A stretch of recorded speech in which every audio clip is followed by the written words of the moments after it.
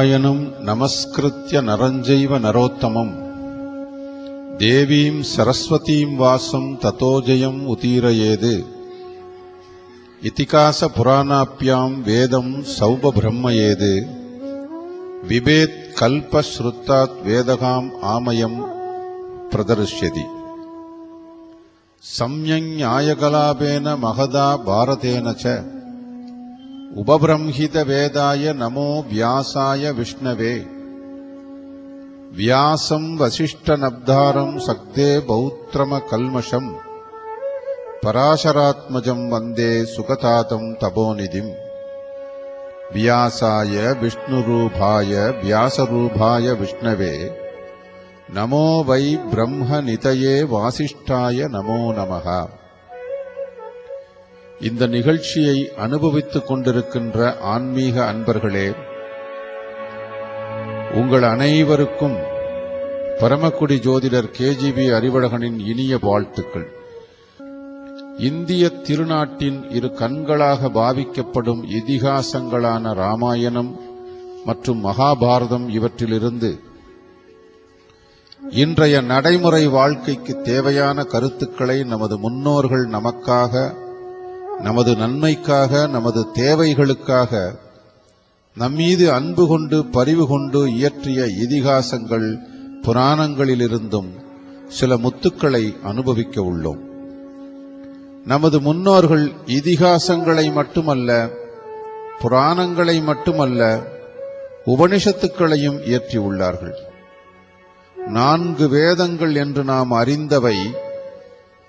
இவற்றை துவாபர யுகத்திலே அதற்கு முன்னே ஒன்றாக இருந்த வேதத்தை 4 வேதங்களாக ரிக், யஜூர், சாம, அதர்வன வேதமாக பிரித்தவர் வேத வியாசர் ஆவார் என்பது நாம் அறிந்த செய்தியாகும். அதே வேத வியாசர் 5வது வேதமாக கருதப்படும் மகாபாரதத்தை இயற்றினார். 18 பர்வங்களோடு கூடிய 1,25,000 ஸ்லோகங்களையும் கொண்ட ஒரு இதிகாசமாகும். வேதங்களில் கூறப்பட்ட தத்துவங்களையும் கருத்துக்களையும் நடைமுறைப்படுத்தி காட்ட உருவாக்கப்பட்ட புராண தொகுப்பே இதிகாசங்களாகும். இதில் வரும் பாத்திரங்களை வேதத்தில் சொல்லப்பட்ட அர்த்தங்களை வாழ்வியலில் வடித்து காட்டிய பாத்திரங்களாக இன்றைக்கும் திகழ்கின்றன என்றால் அது மிகையாகாது. உபனிஷத்துக்கள் அவை அமிர்தபிந்து உபனிஷத், பிருகத் ஆரண்யக உபனிஷத், சாந்தோக்கிய உபனிஷத், கோபாலதாபனி உபனிஷத், கௌஷீதகி உபனிஷத், மகா உபனிஷத், மாந்தூக்கிய உபனிஷத், முண்டக உபனிஷத், நாராயண உபனிஷத், பிரசூன உபனிஷத், புருஷபோதினி உபனிஷத், சுபல உபனிஷத், தைத்ரீய உபனிஷத், ஸ்வேதாஸ்வதா உபனிஷத், கத உபனிஷத், ஈசோ உபனிஷத், ஐத்ரேய உபனிஷத், கேனம் உபனிஷத். இவற்றை இந்த உபனிஷத்துக்களையும் விளக்குவதற்காகவே பகவத்கீதையில் 18 அத்தியாயங்களாக சொல்லப்பட்டது என நாம் அறிந்து கொள்ளலாம். அதேபோல் நாரத புராணம், பிருஹன்னாரதீய புராணம், கூர்ம புராணம், மத்ச புராணம், வராக புராணம், விஷ்ணு புராணம், பத்ம புராணம், கருட புராணம், நரசிம்ஹ புராணம், சிவபுராணம், லிங்க புராணம், திருவிடையாளர் புராணம், கந்த புராணம், பிரம்ம புராணம், அக்னி புராணம், பிரம்மாவை வர்த்த புராணம், வாமன புராணம், பாகவத புராணம், பவிஷ்ய புராணம், மார்க்கண்டேய புராணம், பிரம்மாண்ட புராணம் ஆகிய இவற்றால் கடவுளின் அவதாரங்களின் நோக்கங்கள், வாழ்க்கை ஒழுக்கத்தின் அவசியம், மரணத்திற்கு பின் மனிதன் நிலை, சைவ வைஷ்ணவ நெறிமுறைகள் மற்றும் படைப்பின் ரகசியம் போன்றவை மிக எளிமையாக கதைகளின் வடிவிலும் தத்துவ விளக்கங்களின் வடிவிலும் மிக அழகாக நமது முன்னோர்களால் சொல்லப்பட்டுள்ளது. மேலும் இவை சீட பரம்பரை வாயிலாக முதலில் ஸ்ரீகிருஷ்ணர் பிரம்மாவுக்கும், அவர் நாரதருக்கும், நாரதர் வியாசருக்கும், வியாசர் மத்வாச்சாரியாருக்கும், அவர் பத்மநாபருக்கும், பத்மநாபர் நரஹரிக்கும் அவர் மாதவருக்கும், பின்னர் அடுத்தடுத்து மாதவர் அக்ஷோபியருக்கும், பின்னர் ஜெயதீர்த்தர், ஞானசிந்து, தயாநிதி, வித்யாநிதி, ராஜேந்திரர், ஜெயதர்மர், புருஷோத்தமர், பிரம்மண்ய தீர்த்தர், வியாச தீர்த்தர், லக்ஷ்மிபதி, மாதவேந்திரபூரி, ஈஸ்வரபூரி, மகாபிரபு ஸ்ரீ சைத்தன்யர், ரூப, ரகுநாதர், கிருஷ்ணதாஸ், நரோத்தமர், ஷஸ்வநாதர், பலதேவர், பக்த வினோத தாகூர், கௌர கிஷோர், பக்தி சித்தாந்த சரஸ்வதி என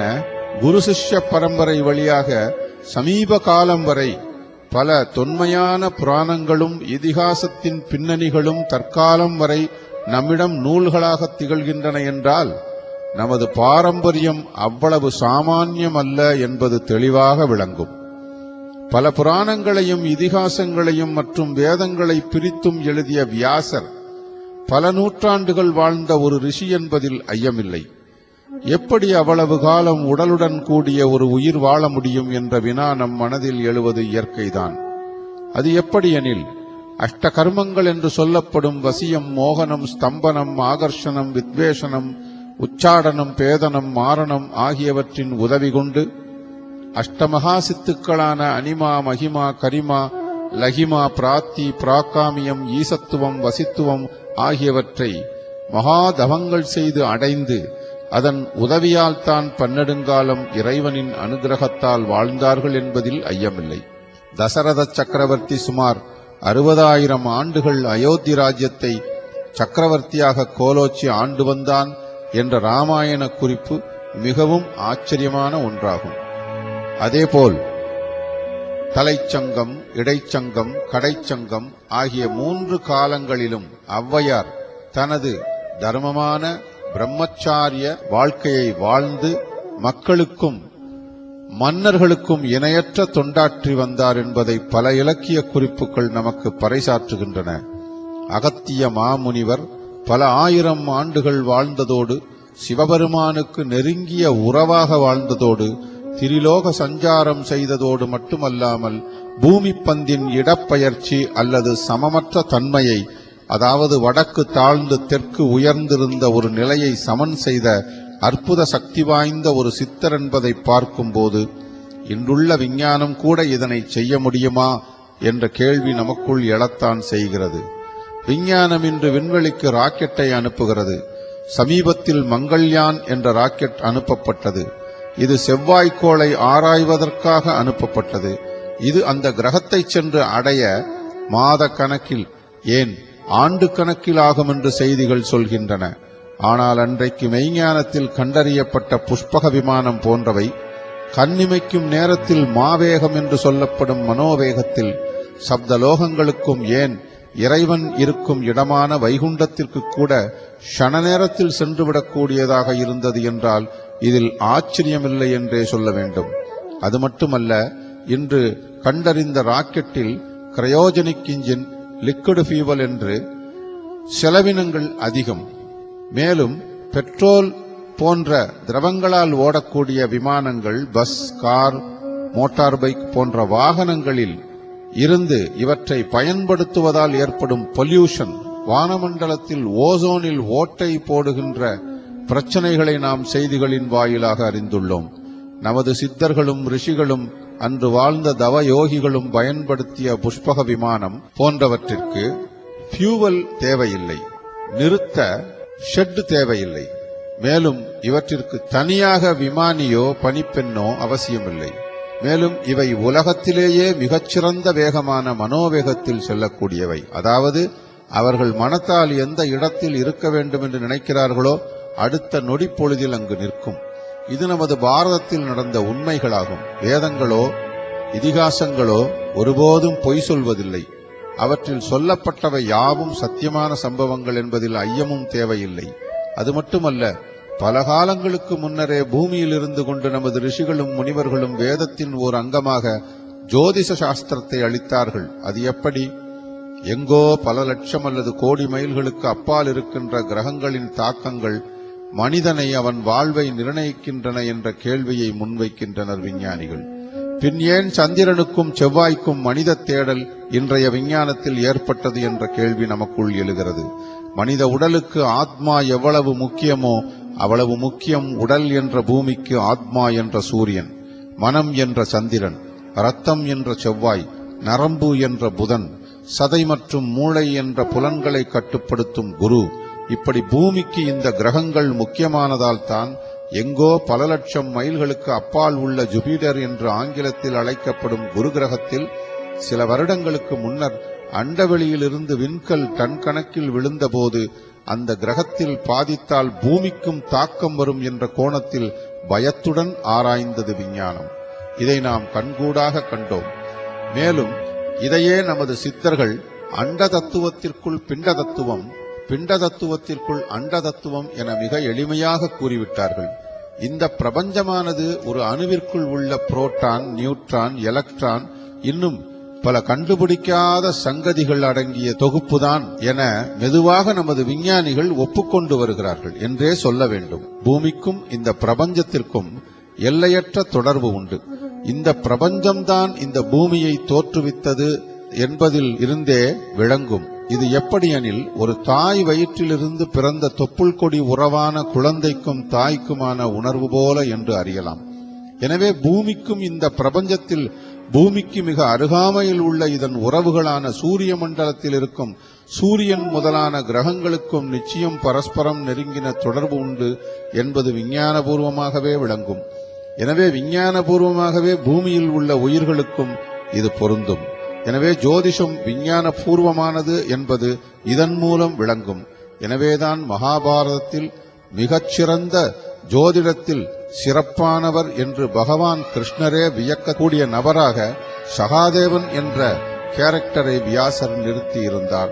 மகாபாரதத்தில் முகுஷன் என்ற ஒரு மன்னன் உலக இன்பங்களை தூய்க்கின்ற தமது புலன்களை கட்டுப்படுத்தி இந்த பூமியில் இனி மனித பிறவி அல்லது மறு பிறவி கூடாது என்று வாழ்ந்து வந்தான். அப்போது அவனது மந்திரிமார்கள் அவனிடம், மன்னனே, நீர் இதுகாரும் உமது புண்ணியங்களை கொண்டு 100 அஸ்வமேத யாகங்களை செய்து அதன் பலனாக இந்திரன் பதவியை அடைந்தால் உங்களுக்கு மறுபிறவி இருக்காது என்று கூற, அந்த மன்னன் அதன்படி 100 அஸ்வமேத யாகங்களை சிறப்பாக செய்ததன் விளைவாக அகத்தியர் முதலான சப்தரிஷிகள் இந்திரலோகத்தில் இருந்து பல்லக்கோடு வந்திறங்கி மன்னன் முகுஷனை அழைத்துச் சென்றார்கள் என்று காண்கிறோம். எனவே எங்கோ கண்ணுக்கு தெரியாத ஓரிடத்தில் உள்ள இந்திரலோகத்திற்கு ரிஷிகள் சுமந்து சென்ற பல்லக்கில் முகுஷன் மன்னன் ஏறிச் சென்றான் என்பது ஒரு அதிசய செய்தியாகும்.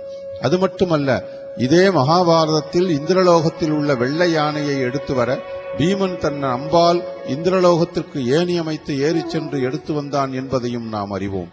அது மட்டுமல்ல, கௌரவர்கள் 100 பேரும் ஒவ்வொருவரும் 1000 யானை பலம் கொண்டவர்கள். அவர்களை வீழ்த்திய அர்ஜுனாதிகள் என்று சொல்லப்படும் பஞ்சபாண்டவர் எவ்வளவு பலம் பொருந்தியவர்கள் என்று சொல்லவும் வேண்டுமோ? இப்படிப்பட்ட சனாதன தர்மங்களை தூக்கி பிடித்த நமது முன்னோர்கள் தர்மவான்களாக வாழ்ந்தார்கள் என்பதாலேயே இந்த திறமைகளை அவர்களுக்கு இயற்கை அளித்தது என்பதில் ஐயமில்லை. அதேபோல் நோய்கள் என்பதும் அன்றும் இல்லாமல் இல்லை. காசநோய் கண்டு விசித்திர வீரியன் மரித்தான் என்றும் சத்தியவாணியின் கணவன் எய்ட்ஸ் நோயால் பாதிக்கப்பட்டான் என்றும் செய்திகள் உள்ளன. எனினும் புராணங்களும் இதிகாசங்களும் உபனிஷங்களும் சொல்ல வந்தவை தர்மமான கொள்கை கொண்ட மனித வாழ்வே இகபரத்திற்கு இணையானது என்றும், மரணம் என்பது ஒரு சம்பவம், அதன் பின்னர் உள்ள ஆத்மாவின் வாழ்வே மிக நீளமானது, பெருமையானது என கூறுகின்றன. இது ஒரு பிரபஞ்ச உண்மை சம்பந்தப்பட்டது. அதாவது ஆங்கிலத்தில் யுனிவர்சல் ஃபேக்ட் என்று சொல்லுவார்கள், அல்லது யுனிவர்சல் ட்ரூத் என்றும் சொல்லுவார்கள். சரி, இந்த திட்டங்களை வகுத்தது யார்? அப்படியானால் யார் அவர்களுக்கு இந்த அதிகாரங்களை கொடுத்தது? உயிர்களை எடுக்கவும் இறப்பை கொடுக்கவும் மனித சட்டப்படி மனிதனுக்கு உரிமையில்லை என்று மனித சட்டம் சொல்லும் போது யமனுக்கு மட்டும் ஏன் இது பொருந்தவில்லை? யார் இந்த யமன்?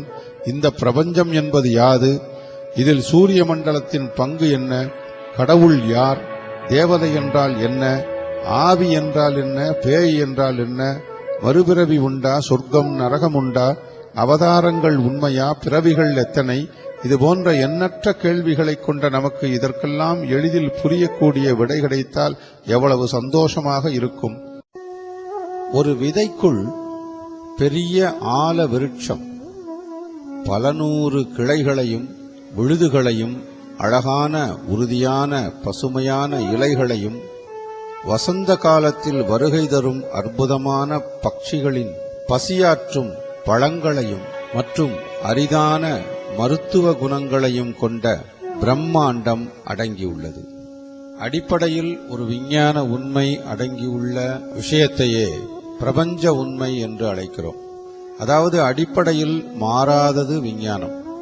ஆனால் மாறுவதே மாறாதது என்பதுதான் அடிப்படையின் மாறுபட்ட வெளிப்பாடு என்பதை நாம் உணர வேண்டும்.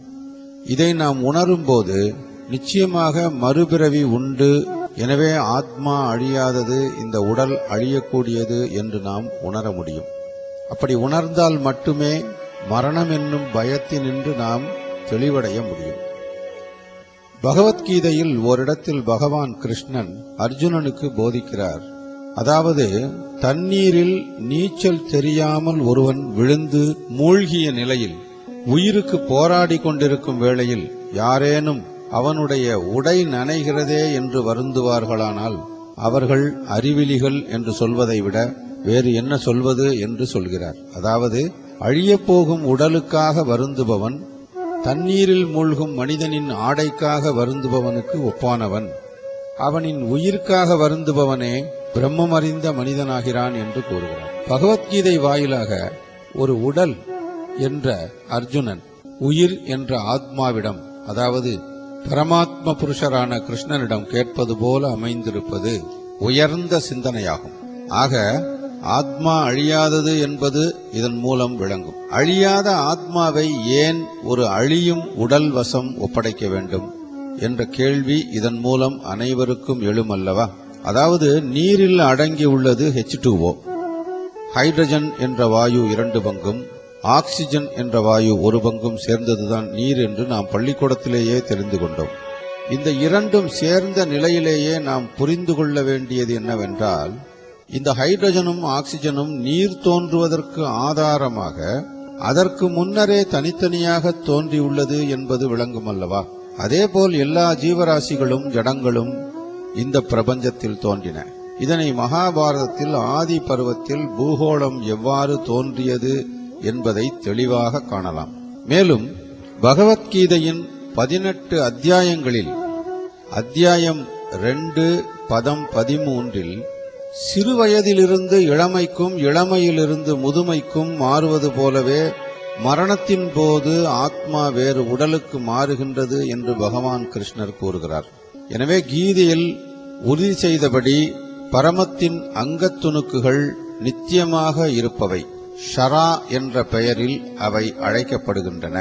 அதாவது பௌதீக இயற்கையில் விழுந்துவிடக்கூடிய வாய்ப்பை உடையவை அவை. எனவே ஆத்மா மரணமடையாதது, அது அழியக்கூடியது அல்ல, அது என்றும் நித்தியமானது என்பதை நாம் பகவான் கிருஷ்ணனின் வாயிலாக அறிந்து கொண்டோம். சரி, கர்மா என்பது என்ன? அது எப்படி ஒரு உயிருக்கு அல்லது ஆத்மாவுக்கு உண்டாகிறது? முதலில் கர்மா என்பதை அறியும் முன் ஓர் அறிவை நாம் புரிந்து கொள்ள வேண்டும். ஒன்றே போன்ற 3 அறிவு நிலைகளில் பூரண உண்மை அதை அறிபவரால் உணரப்படுகின்றது. அந்நிலைகள் பிரம்மன், பரமாத்மா, பகவான் என்று வெளிப்படுத்தப்படுகின்றன என்று ஸ்ரீமத் பாகவத புராணம் கூறுகின்றது.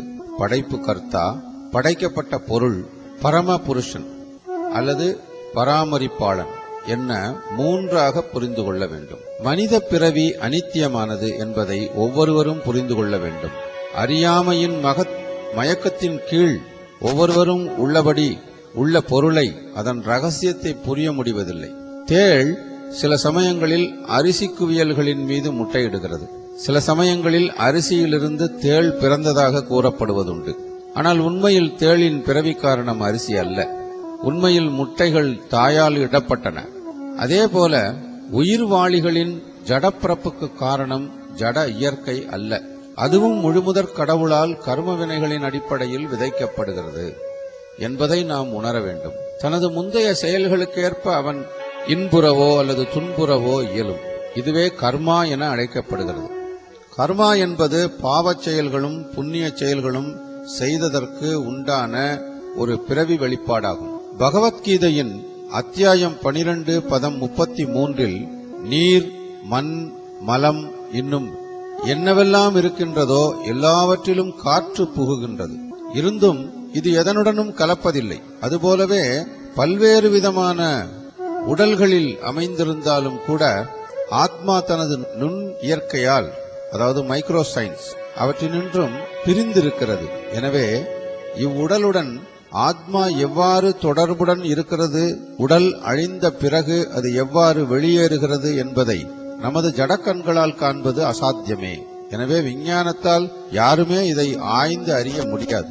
தற்காலத்தில் மனித சமத்துவம் பற்றி பேசப்படுகிறது. ஆனால் சுமார் 5000 ஆண்டுகளுக்கு முன்னரே மனச்சமத்துவம் கூறப்பட்டுள்ளது.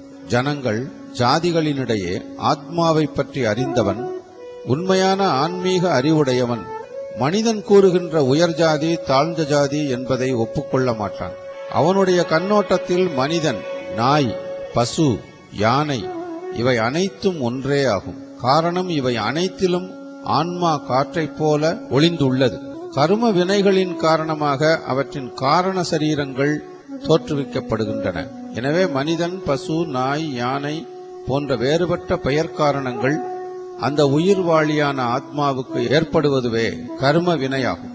பிறவிகள் 7 என கேள்விப்பட்டுள்ளோம் அல்லவா? இந்த பிறவிகள் 7ஐயும் வெல்வது, மறுபிறவி இல்லாமல் இறைவனில் இணைவது, அல்லது பிறவிகள் என்ற கர்ம வினையால் பிறப்பது, சொர்க்க நரகங்களில் அனுபவிப்பது எல்லாமே இயற்கையின் திட்டமிட்ட செயல் என்பதை நாம் தெளிவாக உணர வேண்டும்.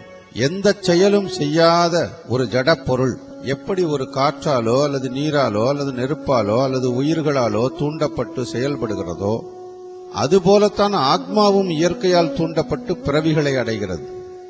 இந்த ரகசியங்களை அறிந்தவன் சித்திரகுப்தன் ஆவார். சித்திரகுப்தன் யமனுடைய சபையில் முக்கியமான அமைச்சர். அவர்தான் பூலோகத்தில் இருந்த உயிர்களின் கணக்கு விவரங்களை பராமரிப்பவர் என்று நமக்கு சுட்டிக்காட்டப்படுகிறார். உயிர்களை எடுக்கவும் அதன் மூலம் இறப்பை கொடுக்கவும் மனித சட்டப்படி மனிதனுக்கு உரிமை இல்லாத போது யமனுக்கு மட்டும் இந்த சட்டம் ஏன் பொருந்தவில்லை? யார் இந்த யமன்? அதாவது காலதேவதை, மிருத்யு தேவதை, தர்ம தேவதை என்று 3 தேவதைகளை அறிவோம். இதில் காலதேவதை ஒரு உயிர் இறக்கப் போகும் கால நேரத்தை சொல்வதாகும். மிருத்யு தேவதை அந்த கால நேரத்தில் அந்த உடலை விட்டு உயிரை பிரிப்பதாகும். தர்ம தேவதை என்பது உடலில் இருந்து எடுத்த அந்த உயிரை கர்ம வினைகளுக்கு ஏற்றாற்போல் சொர்க்கமோ நரகமோ மறுபிறவியோ இறைவனின் பாதமோ அடைய தீர்மானிக்கின்ற ஒரு தேவதையாகும். ஆக காலதேவதை, மிருத்யு தேவதை, தர்ம தேவதை இந்த 3ஐயும் அதனதன் வேலைகளை செய்ய தேவையான கணக்கு வழக்குகளை பார்ப்பவன் சித்திரகுப்தன். சித்திரம் என்றால் படம் என்பது நாம் அறிவோம். இந்த படம் போல அசையாத ஒரு ரகசியம் நிறைந்த இந்த பிரபஞ்சத்தின் ரகசியம் அறிந்தவன், அதாவது குப்தா என்றால் ரகசியம் என்று பொருள். இந்த பட ரகசியம் அறிந்தவரே சித்திரகுப்தன் ஆவார். சிலர் ஆத்மாவை அதிசயமானது போல பார்க்கின்றனர். சிலர் ஆத்மாவை அதிசயமானதாக வர்ணிக்கின்றனர். சிலர் அதிசயமாக கேட்பவராகவும் சிலர் கேட்ட பின்னும் ஆத்மாவை சற்றும் அறியாதவராகவும் இருக்கின்றனர். மிகப்பெரிய மிருகத்துக்குள்ளும் பெரிய ஆலமரத்துக்குள்ளும் நுண்கிருமிகளான கோடிக்கணக்கான 1 அங்குல அகலத்திற்குள் வாழும் உடல்களுக்குள்ளும் அணு ஆத்மா இருப்பதென்பது மிகவும் வினோதமான விஷயமாகும். இறந்துபட்ட உடலினின்று உலகை விட்டு வேறு உலகம் செல்லாத அல்லது செல்ல முடியாது அல்லல்படும் ஆத்மாக்களே ஆவிகள் எனப்படும். மரணத்திற்கு பின்னும் மனிதன் மறுபிறவி எடுக்கிறான். ஆனால் பிறவி எது என்பது தேவ ரகசியமாகவே உள்ளது.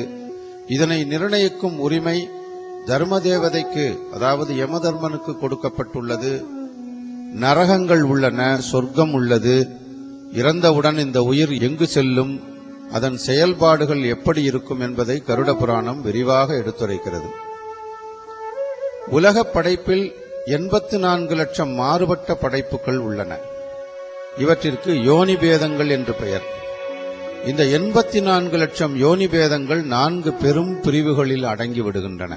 அவை அண்டஜசம், உற்பிசம், சராயுசம், ஸ்வேதசம் எனப்படும். அண்டசம் என்பது முட்டையிலிருந்து வெளிவரும் பறவைகள் போன்ற உயிரினங்களை குறிக்கும். இதுபோல முட்டையிலிருந்து தோன்றும் உயிரினங்கள் 21 லட்சம் ஆகும். உற்பிசம் என்பது பூமியில் தோன்றும் மரம், செடி, கொடி, புல், பூண்டு ஆகியவை சேர்த்து 21 லட்சம் ஆகும். சராயுசம் என்பது கருப்பையில் வளரும் மனிதனைப் போன்ற உயிரினங்களாகும். இவை 21 லட்சம் ஆகும். ஸ்வேதசம் என்பது வேர்வையில் உருவாகும் உயிரினங்களாகும். அதாவது கொசு போன்ற வியாதிகளை பரப்பும் உயிரினங்களாகும். இவையும் 21 லட்சங்களாகும். ஆக 84 லட்சம் உயிரினங்கள் இந்த பிரபஞ்சத்தில், இந்த சூரிய மண்டலத்தில், இந்த பூமியில் மட்டும் உள்ளன. இவை அனைத்திலும் மனித பிறவியே புண்ணியம் வாய்ந்த பிறவியாக கருதப்படுகிறது. காரணம், ஐம்புலன்களும் பகுத்தறிவும் இவனுக்கு மட்டும் கொடுக்கப்பட்டுள்ளது. அதேபோல இந்த பிரபஞ்சத்தில் பல உலகங்கள் உண்டு. சில உலக மக்கள் ஒரு காலை மட்டுமே உடையவர்களாயிருக்கிறார்கள். சில உலகங்களில் பல கால்கள், கைகளை உடையவர்களாக மனிதர்களே உள்ளனர். இதில் எந்த உலகத்தில் முனிவர்கள், யோகிகள், முன்னோர்களான பித்ருக்கள் ஆகியோர் துதித்து போற்றப்படுகிறார்களோ, எங்கே கருப்பு நிற மான்கள் வசிக்கிறதோ அந்த இடம் புனிதமும் புண்ணியமும் நிறைந்த பூமியாகும். அதுபோல் மனிதன் வாழும் உலகத்துக்கும் யமலோகத்துக்கும், அதாவது யமபுரிக்கும் இடையே உள்ள தூரம் 86,000 காத தூரமாகும். யமபுரிக்கு செல்லும் பாதை கரடுமுரடானது, துன்பம் நிறைந்தது. அந்த பாதையில் செல்லும் போது ஜீவன் படும் துன்பம் பற்றி சொல்லி மாளாது. மேலும் நரகங்கள் 84 லட்சம் உள்ளன. அவற்றில் 28 நரகங்கள் மிகவும் கொடுமையானவை.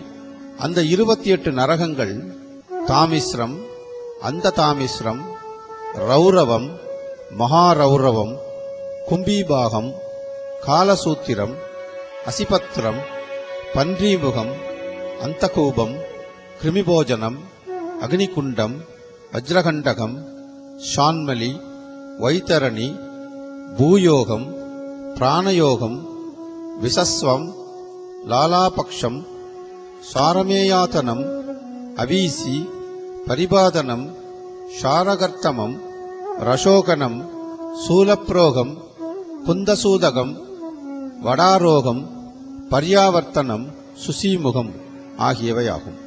இந்த 28 நரகங்களும் மிக கொடுமையான தண்டனைகளை அளிப்பவை என்று மிக விளக்கமாக கருட புராணம் சொல்கிறது.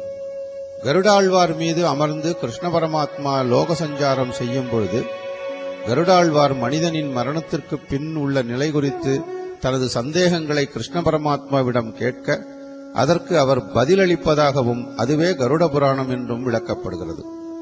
மேலும் யமபுரி என்றால் என்ன, யமதர்மராஜன் யார், பிரேத ஜன்மம் என்றால் என்ன, இறந்தவருக்கு கருமகிரியை எப்படி செய்ய வேண்டும், ஏன் செய்ய வேண்டும், புண்ணிய ஜீவனின் கதி என்ன, பாவ ஜன்மம் யாது, உயர்ந்த பிறவி எப்படி அடைவது, சிரார்த்தம், சபிண்டீகரணம் என்றால் என்ன, இதில் எள்ளும் தர்பையும் ஏன் உபயோகிக்கின்றனர் போன்ற பலவிதமான கேள்விகளுக்கு விடையளிக்கிறது கருட புராணம். உடல் உருவாகும் விதம் குறித்து கருட புராணம் மிக மிக தெளிவாக விளக்குகிறது. இந்திரனை பிடித்த பிரம்மஹத்தி தோஷம் விலகிய காலம் தொட்டு இந்திரன் பெண்ணிடம் சேர்ந்த தோஷம் மாதவிலக்காக அமைந்தது. அந்த 4 நாட்கள் ஆண்களை பெண்கள் விலகி இருக்க வேண்டும். 5ஆம் நாள் வீட்டு வேலைகளை செய்யலாம். 6ஆம் நாள் முதல் 18ஆம் நாள் வரை இரட்டைப்படை நாட்களில் கணவருடன் கூடி மகிழ்ந்தால் ஆண் குழந்தை உண்டாகும். 5ஆம் நாள் முதல் 8 நாட்களுக்குள் கர்ப்பம் தரிக்கும் காலமாகும். இக்காலத்தில் பெண்கள் இனிப்பு பதார்த்தங்களையே சாப்பிட வேண்டும். காரமான பொருட்களை தொடக்கூடாது. ஆண்கள் மிகவும் வாசனையான பொருட்களை தரித்துக் கொண்டு மங்கையருடன் சேர வேண்டும். அவ்வாறு சேரும்போது ஆணின் சுக்கிலமும் பெண்ணின் சுரோனிதமும் சேரும்போது பெண்ணின் வயிற்றில் கரு உண்டாகும். ஆணின் சுக்கிலம் அதிகமானால் ஆண் பிள்ளை பிறக்கும். பெண்ணின் சுரோனிதம் அதிகமாகிவிட்டால் பெண் பிள்ளை பிறக்கும். இரண்டும் சம அளவானால் குழந்தை அலியாக, அதாவது திருநங்கையாக பிறக்கும். ஆணும் பெண்ணும் சேர்ந்த 5ஆம் நாள் கர்ப்பம் தரித்தால் ஒரு குமிழி உண்டாகும். அது 14ஆம் நாளில் தசையுடன் சிறிது பெரிதாக காணப்படும். 20ஆம் நாளில் மேலும் சிறிதளவு தசை உண்டாகும். 25ஆம் நாளில் இது மேலும் வளர்ந்து 1 மாதம் முடிந்ததும் பஞ்சபூதங்களின் சேர்க்கை உண்டாகும். 2ஆம் மாதம் தோல் உண்டாகும். 3ஆம் மாதம் நரம்பு உண்டாகும். 4வது மாதம் ரோமமும் உடலின் வெளிப்புற வடிவமும் உண்டாகும். 5வது மாதம் காது, மூக்கு, மார்பு ஆகியவையும், 6வது மாதம் கழுத்து, தலையும், 7வது மாதம் பிறப்புறுப்பும், 8வது மாதம் எல்லா அவயங்களும் பூர்த்தியாகி ஜீவனும் உண்டாகும்.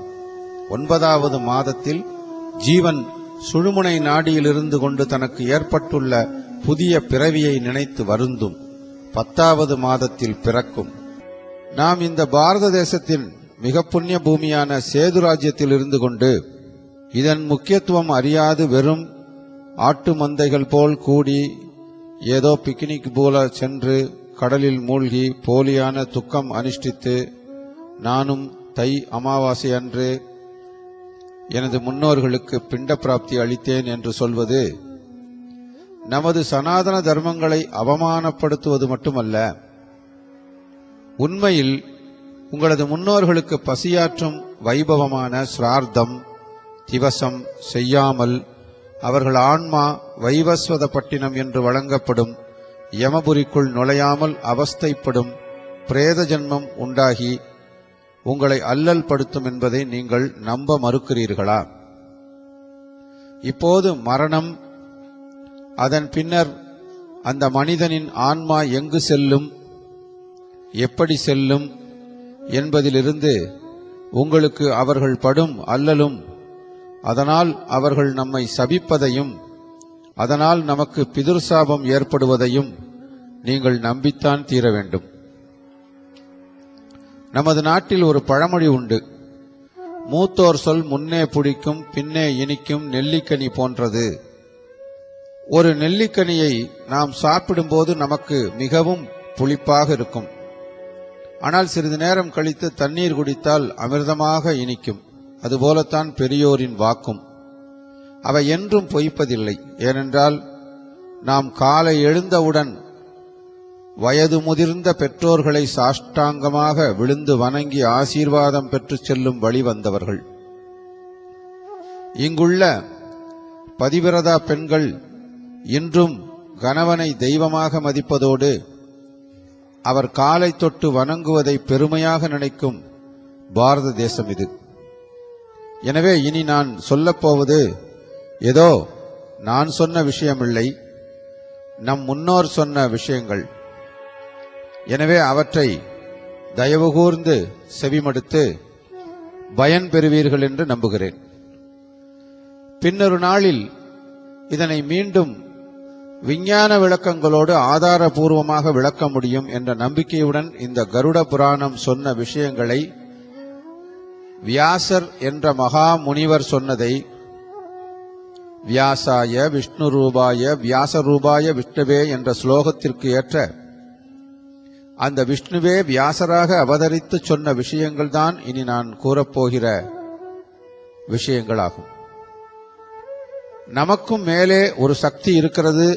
அதை நாம் உணர்ந்திருந்தாலும் விளைவுகளை பற்றி கவலைப்படாமல் சுகபோகங்களில் மயங்கி மனம்போன போக்கில் வாழ்கிறோம். மனித வாழ்க்கையில் ஒவ்வொன்றுக்கும் ஒவ்வொரு எல்லை இருக்கிறது. இப்படித்தான் வாழ வேண்டும் என்கிற கட்டுப்பாடுகள் உள்ளன. அதன்படி மனிதர்களை வழிநடத்துவதற்காகவே அறநூல்களை நமது முன்னோர்கள் நமக்கு அளித்தார்கள் என்பதை நாம் நம்ப வேண்டும்.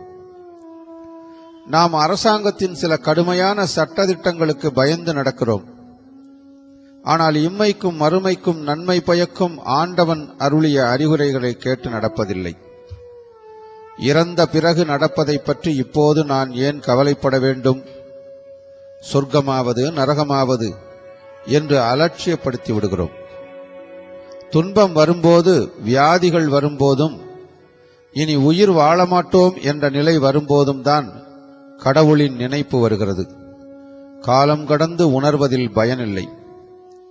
கருட புராணத்தில் பிறப்பு, இறப்பு, தானம், தர்மம், தவம், சடங்குகள், சொர்க்கம், நரகம், மறுபிறவி என்று மனித வாழ்க்கைக்கு தேவையான எல்லா விவரங்களும் சொல்லப்பட்டுள்ளது. எனவே நமது மனதை பக்குவப்படுத்திக் கொள்ளவாவது அல்லது உண்மை நிலையை உணரவாவது இது பற்றி நாம் அறிந்து கொள்வோம். நம்முடைய முன்னோர்கள் புலனடக்கம் வேண்டும், அது இறைவனை அடைய வழி என்கிறார்கள். மெய், வாய், கண், மூக்கு, காது, இதனை புலன் 5 என்கிறோம். இப்படி புலன்களால் வரும் இன்பமும் 5 வகைப்படும். இதுவே ஒரு மனிதனின் அழிவுக்கு முக்கிய காரணமாகும். விட்டில் பூச்சி மழை காலத்தில் எரியும் விளக்கை பார்த்து பழம் என்று நினைத்து அதன் அருகில் சென்று தப்பிக்க முடியாமல் தீயில் விழுந்து அழியும். இது பார்வையில் வரும் இன்பத்தால் வரும் துன்பம். மீன்கள் தண்ணீரில் போடப்படும் தூண்டில் புழுவுக்கு ஆசைப்பட்டு அதனை சாப்பிட எத்தனித்து போடப்படும் அந்த தூண்டிலில் இறுதியில் மாட்டி உயிரை மாய்த்துக் கொள்ளும். இது நுகர்தலால் வரும் இன்பத்தால் வரும் துன்பமாகும். பெண் யானையை ஆண் யானை இச்சை கொண்டு, அதாவது பெண் யானை மேல் ஆண் யானை இச்சை கொண்டு துரத்தி செல்லும் போது யானை பாகர்கள் வெட்டி வைத்த குழியில் விழுந்து மாட்டிக்கொள்ளும். இது ஸ்பரிச இன்பத்தால் வரும் துன்பமாகும். புல்லாங்குழலின் இசைக்கு மயங்கி ஆடாமல் அசையாமல் நிற்கும் புள்ளிமான் வேடனிடம் மாட்டிக்கொள்வது கேட்பதால் வரும் இன்பத்தால் வரும் துன்பமாகும். தேனை சுவைத்து கூட்டில் வைத்ததன் விளைவாக வேடர் நெருப்பால் தேன் கூட்டை சுட்டு தேனை எடுப்பதால் தேனீக்கள் துன்புறும். இது சுவைக்கும் ஆசையால் வந்த துன்பமாகும். எனவே ஒவ்வொரு உயிரும் கெடுவதற்கும் அழிவதற்கும் புலன்களே காரணமாகும். பார்க்கடலை கடைந்தபோது அதில் அமுதமும் வந்தது, விஷமும் வந்தது. அமுதத்தை தேவர்களும் விஷத்தை இறைவனும் உண்டார்கள் என்று நாம் பிராணத்தின் மூலமாக அறிவோம். அதுபோல உலகில் நம் கண்ணுக்கு முன்னே புலன்களால் அறியும்படியாக அமிர்தமும் வைக்கப்பட்டுள்ளது, விஷமும் வைக்கப்பட்டுள்ளது என்று நாம் உணர வேண்டும். அவற்றில் எது சிறப்பு என நாம் தான் பகுத்து உணர்ந்து உண்ண வேண்டும் என்பதே சரியான படைப்பின் ரகசியமாக கருதப்படுகிறது. இது புண்ணிய காரியம், இது பாப காரியம், இதை செய்ய வேண்டும், இதை செய்யக்கூடாது என வேதங்களிலும் உபனிஷத்துக்களிலும் புராணங்களிலும் தத்துவங்களிலும் கதைகளாகவும் அன்போடு கூறியும் அதிகாரத்தோடு கூறியும் நரகத்தில் தண்டனை கொடுத்தும் மரணத்திற்கு பின் மனிதனின் நிலை இதுதான் என்று இறைவனே எடுத்து கூறியும் இது பல நெடுங்காலங்களாக பல ரிஷிகளும் முனிவர்களும் தத்துவ ஞானிகளும் அவதார புருஷர்களும் சொல்லி வந்தாலும் நான் முன்பே கூறியதைப் போல இறந்த பிறகு நடப்பதை பற்றி இப்போது நான் ஏன் கவலைப்பட வேண்டும் என்ற எண்ணம் மேலோங்கிய மனித ஜென்மமாகவே இன்றும் நாம் இருப்பது இறைவனே வருத்தம் கொள்ளும் ஒரு நிகழ்வாகும். அதனால் பயங்கரமான பூகம்பங்கள் தற்காலத்தில் ஏற்படுகின்றன. வரலாறு காணாத சுனாமி போன்ற நிகழ்வுகளால் பல லட்சம் உயிர்கள் அழிந்த சம்பவங்கள் ஏற்படுகின்றன. அதாவது இறைவனே வருத்தம் கொண்டு தெரிவித்தும் கூட நாம் செவிமடக்காததன் விளைவு இப்படி நடக்கின்றது. இருப்பினும் இன்னும் மனிதன் மேலும் மேலும் தவறு செய்வதும் படுபாவச் செயல்களில் ஈடுபடுவதும் தர்மமற்ற ஒழுக்கமற்ற செயல்களில் ஈடுபடுவதும் தான் நடந்து கொண்டிருக்கிறது. மேலும் குளோனிங் போன்ற முறைகளில் புது புது உயிர்களை இயற்கைக்கே போட்டியாக உண்டு பண்ணி அதனால் புது புது நரகங்களையும் யமபுரியில் மனிதன் ஏற்படுத்தி கொண்டிருக்கிறான் என்பதில் ஐயமில்லை. இதை பகவான் கிருஷ்ணரே கலியுகத்தில் இப்படித்தான் நிகழும் என்பதை 5000 வருடங்களுக்கு முன்னரே அர்ஜுனனுக்கு கூறியுள்ளார் என்றால் அது மிகையாகாது. மரணத்துக்கு பிறகும் உயிருக்கு உருவம் இருக்கிறது என்றும் உயிரோடு இருந்த காலத்தில் இருந்த உருவமே அதற்கு ஏற்படுகிறது என்றும் அதற்கும் உயிர் உள்ளவர்களைப் போலவே ஆசை, நிராசை, விருப்பு, வெறுப்பு, மகிழ்ச்சி, துக்கம், ஆத்திரம், அமைதி, நல்லது செய்ய வேண்டும், பழி தீர்க்க வேண்டும் என்பன போன்ற குணங்கள் உள்ளன என்றும் கண்டுபிடித்திருக்கிறார்கள். ஆத்மாவானது சத்வகுணம் மேலோங்கிய போது மரணமடைந்தால் அது அறிவில் சிறந்தவர்களது உயர்ந்த உலகத்தை அடைகிறது. ரஜோகுணம் மேலோங்கிய நிலையில் மரணத்தை எய்தினால் அது அறிவற்றவர்களிடையே பிறக்கிறது. சித்தர்கள் உயிர் என்றும் அழியாதது, உடலை விட்ட பின்னும் அதன் வாழ்வு தொடர்கிறது என்று கூறியுள்ளனர். உடல் இறந்த பிறகு எரிக்கப்படுகிறது. அப்போது சொல்லப்பட வேண்டிய ரிக்வேத மந்திரத்தின் பொருள் என்னவென்றால், அக்னி தேவதையே, உமது கரங்களால் இவரை இனிதாக பற்றி அழைத்துச் செல்வீர்களாக. இவருக்கு தோஷமற்ற தேகத்தை அளிப்பீராக. பித்ரு தேவதைகள் வசிக்கும் இடத்திற்கு அழைத்துச் சென்று சோகமும் மரணமும் இல்லாத உலகில் இவரை கொண்டு போய் சேர்த்து விடுவீராக என்பதாகும். இறந்து போன முன்னோருக்காக அவர்கள் இறந்த நேரம் திதியை அடிப்படையாக கொண்டு வருடம் ஒரு முறை வரும் திதி தினத்தில் சிரார்த்த கர்மங்கள் செய்ய வேண்டும். தந்தை இறந்த பிறகு அவருக்கும் அவருடைய முன்னோருக்கும் சிரார்த்தம், தர்ப்பணம் முதலியவற்றை மகன் செய்வதே பித்ருகர்மா எனப்படும். பிதிருக்களுக்கு செய்ய வேண்டிய காரியங்களை செய்யாவிட்டால் பிதிருசாபத்திற்கு ஆளாக நேரிடும். அதன் பலனாக வம்சம் விளங்காமல் போகும். ஊனமுற்ற குழந்தைகள் பிறக்கலாம். மங்கள காரியங்கள் நிகழாமல் தடைபடும் என்று சாஸ்திரங்கள் கூறுகின்றன. அக்கறையில்லாமல் மனம் ஒன்றாமல் செய்யும் கர்மாக்களை பித்ருக்கள் ஏற்றுக்கொள்வதில்லை.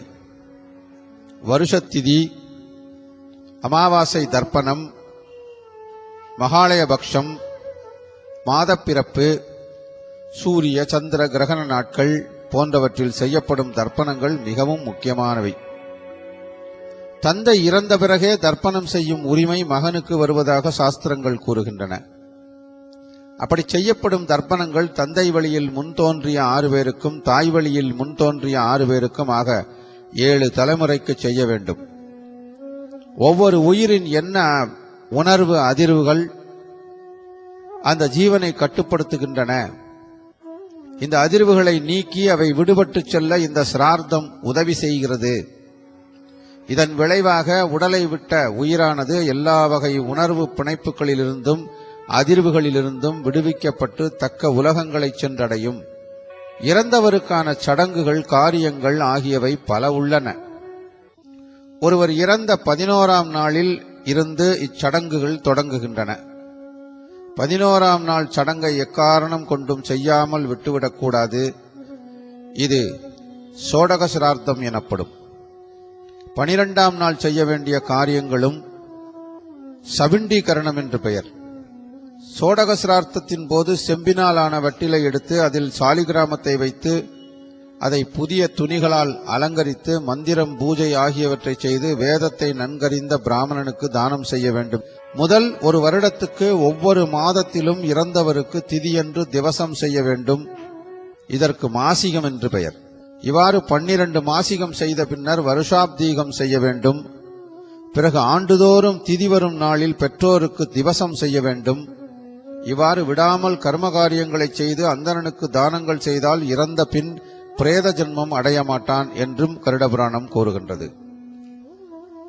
யமதர்மனுக்கு கூற்றுவன் என்ற மற்றொரு பெயரும் உண்டு. அவனுக்கு தூதுவர்களும் உண்டு. யமன் அஞ்சத்தக்க உருவத்தை உடையவன். அவனது தூதுவர்களும் அவ்வாறே இருப்பார்கள். இந்த யமதூதர்கள்தான் இறந்தவனின் சூட்சும உடலை யமன் முன்பு கொண்டு வந்து நிறுத்துவார்கள். யமதர்மன் தூதர்களிடம் இந்த ஜீவனை மீண்டும் இவன் உடல் அருகே கொண்டு விடுமாறு கட்டளையிடுவான். மேலும் இன்றிலிருந்து 12ஆம் நாள் இங்கே கூட்டி வாருங்கள் என்றும் கட்டளையிடுவான். உடனே தூதர்கள் ஒரு நொடி பொழுதுக்குள் கொண்டு சென்று அந்த ஜீவனை அவனது இல்லத்தில் உள்ள அவன் உடல் அருகே விட்டு விடுவார்கள். இவ்வாறு ஜீவனானது யமலோகம் சென்று மீண்டும் திரும்ப வருவதால் இறந்த உடலை உடனே எரிக்கவோ புதைக்கவோ கூடாது என ஹிந்து சாஸ்திரம் சொல்கிறது. யமதூதர்கள் பாசத்தால் கட்டியிருப்பார்களே, அதை அவிழ்த்து விட்டவுடன் சூட்சும உருவில் உள்ள அந்த உயிர் தன் உடல் வைக்கப்பட்ட சுடுகாட்டிற்கு செல்லும். தன் உடலுக்குள் புக முடியாமல் தவிக்கும்.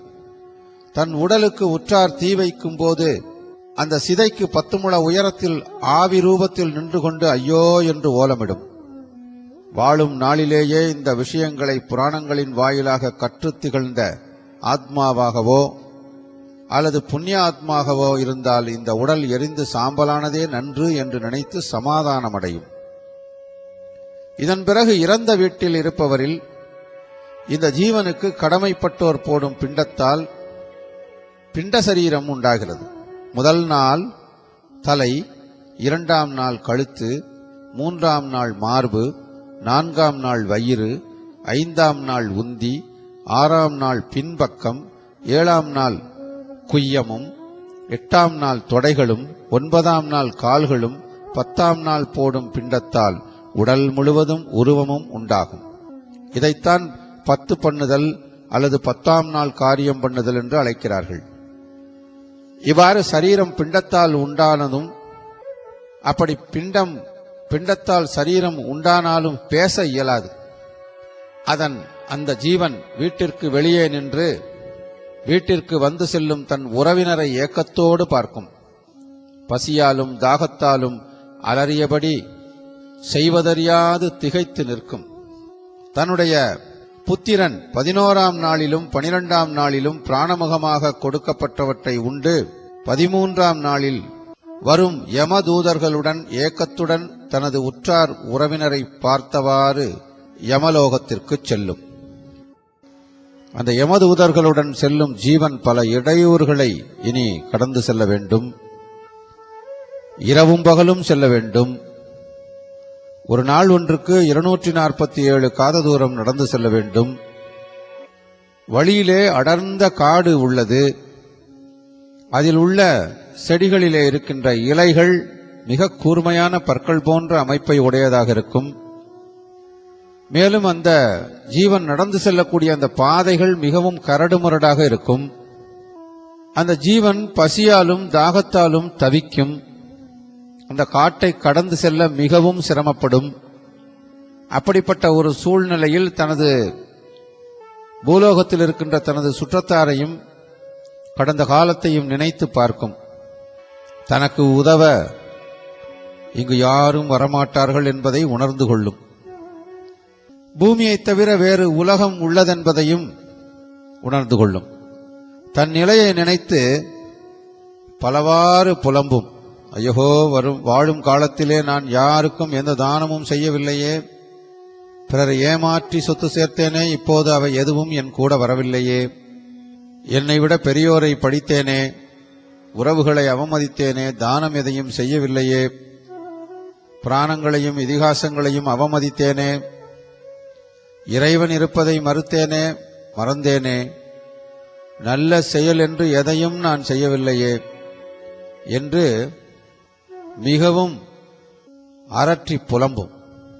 தாகமென்று தவித்து வந்தவர்களுக்கு தண்ணீர் கூட தரவில்லையே, இப்போது இந்த யமதூதர்கள் என்னை அடிக்கிறார்களே, துன்புறுத்துகிறார்களே என்று அந்த ஜீவன் மேலும் புலம்பும். அந்த ஜீவனது ஒவ்வொரு கூக்குரலுக்கும் யமதூதர்கள் துன்புறுத்துவார்கள். மேலும் ஜீவன் தான் வாழ்ந்த காலத்தில் தன்னுடன் இருந்த தன்னுடைய மனைவி, மக்கள், சுற்றத்தார் ஆகியோர் தன்னுடன் இப்போது இல்லையே என்று அழுது புலம்பும். என்னை காப்பாற்ற யாரும் இல்லையா என்று ஏக்கத்தோடு புலம்பும். அப்போது அந்த யம கிங்கரர்கள் அவன் செய்த தவறுகளை சுட்டி காட்டுவார்கள். மடையனே, நீ பூவுலகில் வாழும் காலத்திலே எந்த நல்ல காரியத்தையாவது செய்ததுண்டா? இப்போது நீ படும் இந்த உன் பாடு ஒவ்வொன்றும் உனது பாவச் செயல்களுக்கான தண்டனையே என்பதை நீ அறிந்து கொள்ள மாட்டாயா என்று கூறி பாசத்தாலும் முசுலத்தாலும் அடிப்பார்கள்.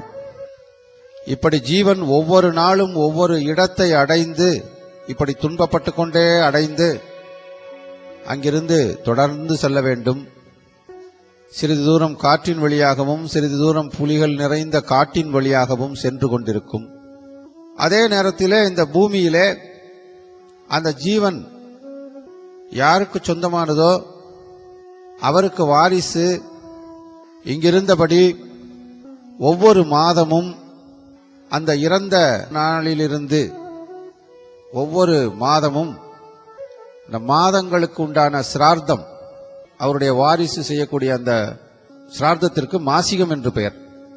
அப்படி ஒவ்வொரு மாதமும் மாசிகம் என்ற சிரார்த்தம் ஸ்ரத்தையுடன் இறந்தவனின் வாரிசு இறந்தவன் இறந்த நாள் முதல் 1 வருடம் தொடர்ந்து செய்ய வேண்டும். அதுபோல இப்போது நமது கணக்குக்கு ஒவ்வொரு மாதமும் ஜீவன் ஒவ்வொரு இடமாக கடக்கும் பொழுது அந்த ஜீவனின் வாரிசு செய்யும் மாசிகம் என்னும் சிரார்த்தத்தன்று பிராணமுகமாக கொடுக்கும் பிண்டத்தையும் நீரையும் பருகியே தான் அந்த ஆத்மா அந்த யம கிங்கரர்கள் துன்புறுத்தலை தாங்கியவாறு ஒவ்வொரு இடமாக கடக்க வேண்டும்.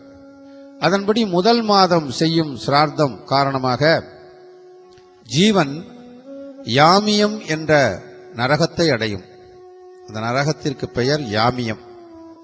அங்கே பிரேதங்கள் கூட்டம் கூட்டமாக காணப்படும். அங்கு ஒரு நதி உண்டு. அதன் பெயர் புண்ணிய பத்திரை. வடவிருட்சம் என்ற மரமும் உண்டு. சிறிது நேரம் அங்கு ஓய்வு இருந்துவிட்டு தனது வாரிசுகள் மூலமாக பூமியிலே பிராணமுகமாக போடும் இரண்டாவது மாசிக பிண்டத்தை உண்டு ஆரண்யத்தின் வழியே, அதாவது கானகத்தின் வழியே செல்லும் போது யம கிங்கரர்கள் செய்யும் கொடுமையை தாங்க மாட்டாமல் ஜீவன் ஓ என்று ஓலமிட்டபடியே செல்லும்.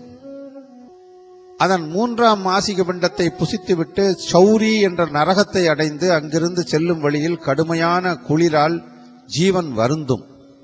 அப்போது நாலாவது மாசிக பிண்டத்தை உண்டு ஜீவனானது குரூரபுரம் என்ற பட்டினத்தை அடையும்.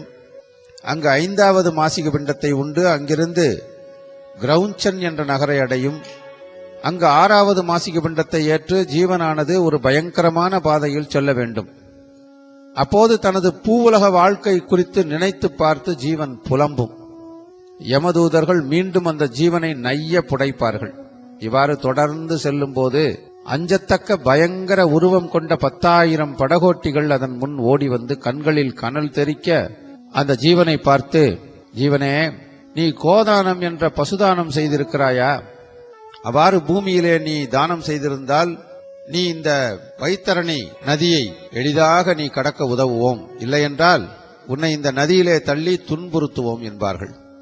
இந்த வைத்தரணி நதி என்பது சுமார் 100 யோசனை நீளமுடையது. ஏதோ நீருள்ள நதி என்று நினைத்து விடாதீர்கள். ஒரே ரத்தமும் சீழும் இதில் காணப்படும். துர்நாற்றமும் வீசும். அதில் கொடிய பிராணிகள் காணப்படும். ஒருவன் வாழும் காலத்தில் கோதானம் செய்திருந்தால் அந்த நதிக்கரையிலே ஒரு பசு வந்து அந்த ஆத்மாவிடம் நிற்கும். அந்த பசு அந்த ஜீவனை வைத்தரணி நதியை கடந்து செல்ல உதவும். அவ்வாறு கோதானம் செய்யாத ஜீவனின் அருகில் கூட அந்த நதிக்கரையில் உள்ள ஒரு பசு கூட வராது. அந்த ஜீவன் வைத்தரணி நதியில் நீண்ட காலம் இருந்து தவிக்க வேண்டும். எனவே பூவுலகில் வசிக்கும் ஒவ்வொரு மனிதனும் தனது வாழ்நாள் முடிந்து யமனுலகம் செல்லும் வழியில் வைத்தரணி நதியை கடக்க வேண்டிய நிலை உள்ளதை உணர வேண்டும். எனவே ஒவ்வொரு மனிதனும் வைத்தரணி கோதானம் என்ற தானத்தை தன் வாழ்நாளில் தன் முன்னோர்களுக்காக கரையேற்றங்களுக்காக செய்தால் தனக்காக தனது வாரிசுகள் செய்வார்கள் என்கிற இயற்கையின் ரகசியத்தை புரிந்து கொள்ள வேண்டும். அவ்வாறு வைத்தரணி நதியை கடந்த பின்னர் ஜீவனானது யமனது சகோதரனான விசித்திரன் என்பவனது நகரத்தை அடையும். அங்கு 6ஆம் மாதம் பூமியிலிருந்து உறவினர்கள் பிராணமுகமாக கொடுக்கும் மாசிக பிண்டத்தை உண்ணும்போது பிசாசுகளின் தொல்லை ஏற்படும். அதிலிருந்து பயணம் செய்யும் போது 7ஆம் மாத மாசிக பிண்டத்தை உண்ணும்போது பிசாசுகள் மீண்டும் தொல்லை கொடுத்து மிரட்டும். ஏ ஜீவனே, நீ பூமியிலே வாழ்ந்த காலத்தில் பசி என்று யாசித்து வந்தவர்களுக்கு எதையும் கொடுக்கவில்லை. அவர்களை இழிவாக பேசி விரட்டினாய் அல்லவா? இப்போது உனக்கு வரும் அந்த பூமியிலே உன்னுடைய வாரிசுகள் செய்கின்ற அந்த கர்மாக்களால் உனக்கு கிடைக்கப்பெறும் இந்த மாசிக பிண்டங்களை நீ உண்பதற்கு தகுதியற்றவன். அதை கொடு இப்படி என்று கூறி பிசாசுகள் அதை பிடுங்கிக் கொள்ளும். இந்த நிலையில் பசியோடு இருக்கும் அந்த ஜீவன் பிசாசுகள் பிடுங்கிச் சென்றது போக சிதறி கிடக்கும் மீத அந்த பிண்ட உணவை உண்ணும். அது போதுமானதாக இல்லாத நிலையில் பலவாறு புலம்பும். ஐயோ, பூமியில் நான் வசதியாக வாழ்ந்தபோது உண்டு கொழுத்து வாழ்ந்தேனே, உணவை பதுக்கி வைத்தேனே, தர்மம் என்று கேட்டு வந்தோர்க்கு ஒன்றையும் கொடுக்கவில்லையே, அதன் பயனை இப்போது அனுபவிக்கிறேனே, வெளியெங்கும் துன்பப்பட்டேனே, பசியும் தாகமும் என்னை வாட்டுகிறதே, எனக்கு தண்ணீர் கொடுப்பார் யாரும் இல்லையா, உணவு கொடுப்பார் யாரும் இல்லையா, இப்போது நான் படும் துன்பங்களோ யாரிடம் நான் சொல்வேன் என்று ஜீவன் புலம்பும். அதன் பிறகு ஜீவன் பக்குவப்பதம் என்ற பட்டினத்தை அடையும். அங்கு 8வது மாசிக பிண்டம் உண்டபின் துக்கதம் என்ற ஊரை அடைய வேண்டும். அங்கு 9வது மாசிக பிண்டத்தை உண்டு அங்கிருந்து நடந்து சென்று நாதகிராந்தம் என்ற நகரை அடையும். அங்கு 10வது மாசிக பிண்டத்தை ஜீவன் உண்ண வேண்டும். அந்த நாளில் ஏற்கனவே பூவுலகில் கோதானம், அன்னதானம், உதகதானம் செய்யாத பாவப்பட்ட ஆத்மாக்கள் பிரேத ஜன்மம் அடைந்து கூட்டம் கூட்டமாக அலறிக்கொண்டிருப்பார்கள். அதை பார்த்தவுடன் இங்கு வரும் இந்த ஜீவனும் அலரும். பின்னர் அதப்தம் என்ற ஊரை அடைய வேண்டும். அங்கு 11ஆம் மாசிக பிண்டத்தை அவ்விடத்தில் தங்கி உண்டு அங்கிருந்து சீதாபுரம் என்ற நரகத்தை அடைந்து அங்கு சீதத்தால் வருந்த வேண்டும். சீதத்தால் வருந்தும் ஜீவன் 12ஆம் மாத வருஷாப்திக பிண்டத்தை உண்டு வைவஸ்வத பட்டினத்தை அடையும் முன்பே ஊனாப்திக பிண்டத்தை அருந்தி அந்த பட்டினத்தை அடையும். எனவே வாழும் காலத்தில் இம்மைக்கும் மறுமைக்கும் நலம் பயக்கும் நல்ல செயல்களை செய்ய வேண்டும். இப்படி யமகிங்கரர்களால் துன்பப்படும் ஜீவன் வருந்தியும் புலம்பியும் சேரும் இந்த வைவஸ்வத பட்டினமே யமபுரியாகும். இந்த யமபுரி 144 காதவழி அகலமுள்ளதாக இருக்கும். அங்கு கந்தர்வர்களும் அப்சரசுகளும் மேலும் ஆயிரக்கணக்கான பிராணிகளும் காணப்படும். மேலும் ஜீவன்களின் பாவ புண்ணிய விவரங்களை எடுத்துச் செல்ல 12 சிரவணர்கள் இருப்பார்கள் என்று குறிப்பிடப்பட்டுள்ளது. இந்த கருட புராணம் கூறுகின்ற விஷயங்கள் அத்தனையும் உண்மையா பொய்யா என்பதை ஆராய்ந்து அறிவதற்கு மனிதனுடைய அறிவு போதாது என்பதுதான் என்னுடைய கருத்து. ஒரு மனிதன் இந்த பிரம்மத்தை அறிந்தவனா முற்றும் தெரிந்தவனா என்று ஒரு பாண்டித்யம் பெற்ற ஒரு நபரிடம் கேட்டால் கூட அவர் உண்மையில் பாண்டித்யம் பெற்றவராக இருந்தால் இந்த பிரபஞ்சம் என்பது என் அறிவுக்கு எட்டாதது என்று சொன்னால் மட்டுமே அவர் பாண்டித்யம் உடையவராக இருப்பார் என்று நாம் கொள்ள வேண்டும். இல்லை இல்லை, எனக்கு இந்த பிரபஞ்சம் முழுமையும் எனக்கு தெரியும், இதில் உள்ள அத்தனை விஷயங்களும் எனக்கு தெரியும், அதாவது பாண்டித்யம் பெற்றவர்கள் என்று தங்களை பறைசாட்டிக் கொள்பவர்கள் கூட உண்மையில் பகுத்தறிவாளர்களாகவோ அல்லது பாண்டித்யம் பெற்றவர்களாகவோ ஞானிகளாகவோ இருக்க முடியாது என்பது எனது தாழ்மையான கருத்து. பின்னர் இப்பொழுது நீங்கள் கூறிய கருத்துக்களை எல்லாம் நாங்கள் ஏற்றுக்கொள்ளலாமா கூடாதா, இவைகள் அனைத்தும் உண்மையா பொய்யா என்ற கேள்விக்கே இங்கு இடமில்லை. முன்னரே நான் கூறியதைப் போல முன்னோர்கள் சொல்லிய அந்த வார்த்தை மூத்தோர் சொல் முன்னே புளிக்கும் பின்னே இனிக்கும் நெல்லிக்கனி போன்றது என்று கூறியதற்கெனங்க நமது தந்தை நமக்கு எப்படி எதிர்காலத்திலே இப்படி இருக்கும் என்று முன்னெச்சரிக்கை செய்தாரோ, நமது தாய் எதிர்காலத்திலே இப்படி இருக்க வேண்டும் என்று நமக்கு முன்னெச்சரிக்கைகளை சொன்னார்களோ, நமது தாத்தா அவர்களுக்கு எப்படி முன்னெச்சரிக்கை செய்தார்களோ, அதுபோலத்தான் நமது முன்னோர்கள் நமக்கு சொல்லுகின்ற இந்த பாடமும் என்று நாம் ஒத்துக்கொள்ள வேண்டும். அந்த அளவிலே நாம் இதை ஒப்புக்கொண்டு ஆன்மீகம் என்ற விஷயத்திலே மனிதனுடைய ஒழுக்கத்தை சீர்படுத்துவதற்காகவும் ஒழுங்கான ஒரு வாழ்வியலை கொடுப்பதற்காகவும் இகபரத்திலும் மேன்மை உடைய வாழ்வை நாம் வாழ்வதற்காகவும் நமது சந்ததிகள் மிக சந்தோஷமாக வாழ்வதற்காகவும் இந்த பூமியிலே சிறப்பானதொரு எதிர்காலத்தை அமைத்து கொடுக்க நமது முன்னோர்கள் ஏற்படுத்திய அந்த விஷயங்களை நாம் அவ்வளவு சுலபமாக விமர்சனம் செய்வது என்பது மிக தவறான ஒரு போக்காகும். இன்றைய காலகட்டத்திலே பகுத்தறிவு என்பதை நாம் தவறாக புரிந்து கொண்டோம். ஏதோ ஒரு விஷயத்தை பகுத்து அறிந்து உணர்ந்து கொள்வதுதான் பகுத்தறிவு. சமஸ்கிருதத்திலே இதை விவேகம் என்று சொல்வார்கள். அப்படிப்பட்ட அந்த பகுத்தறிவை இப்படி தவறான ஒரு அர்த்தம் பண்ணி கொண்டுள்ளோம். அதாவது பகுத்தறிவு என்பது நல்லது இது கெட்டது இது என்று இரண்டையும் பகுத்து அறிகின்ற ஒரு அறிவைத்தான் பகுத்தறிவு என்று முன்னோர்கள் சொல்லியிருக்கிறார்கள். எனவே இந்த விஷயங்களிலே இருக்கின்ற நல்லது கெட்டது என்பதை மட்டுமே புரிந்து கொண்டு அவற்றிலே இருக்கின்ற நல்லது கெட்டது ஆகியவற்றை பகுத்து உணர்ந்து அறிந்து நம் வாழ்க்கையை நடத்தினால் மிகவும் சந்தோஷமான ஒரு வாழ்க்கையாக இருக்கும். நமது சந்ததிகளுக்கும் அது மிக சந்தோஷை கொடுப்பதான ஒரு வாழ்வாக அமையும் என்பதிலே ஐயமில்லை. இன்றைக்கு ஆன்மீகம் மிகவும் தழைத்தோங்கி இருக்கின்றது. எத்தனையோ கோடிக்கணக்கான ஆண்டுகளை இந்த உலகம் கண்டுகொண்டு வந்திருக்கிறது. நம்மை போன்ற கோடிக்கணக்கான ஜீவராசிகளையும் இந்த உலகம் கண்டுகொண்டு வந்திருக்கிறது. இந்த உலகம் பார்க்காத ஒரு விஷயம் இருக்கும் என்று நமக்கு தோன்றவில்லை.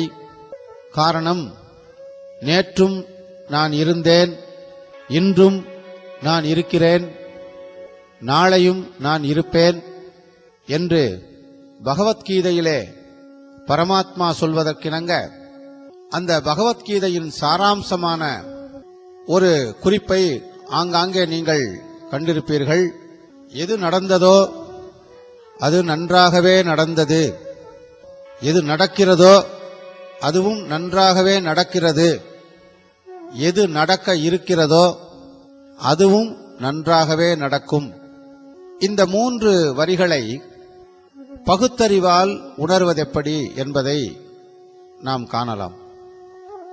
எது நடந்ததோ அது நன்றாகவே நடந்தது என்று நேற்று நடந்த ஒரு விஷயத்தை, அதாவது பாஸ்ட் டென்ஸ்ல நடந்த ஒரு விஷயத்தை பற்றி பகவான் கிருஷ்ணர் அர்ஜுனனிடம் சொல்லுவதாக இந்த வார்த்தை சொல்லப்பட்டிருக்கிற இந்த வரி, எது நடந்ததோ அது நன்றாகவே நடந்தது.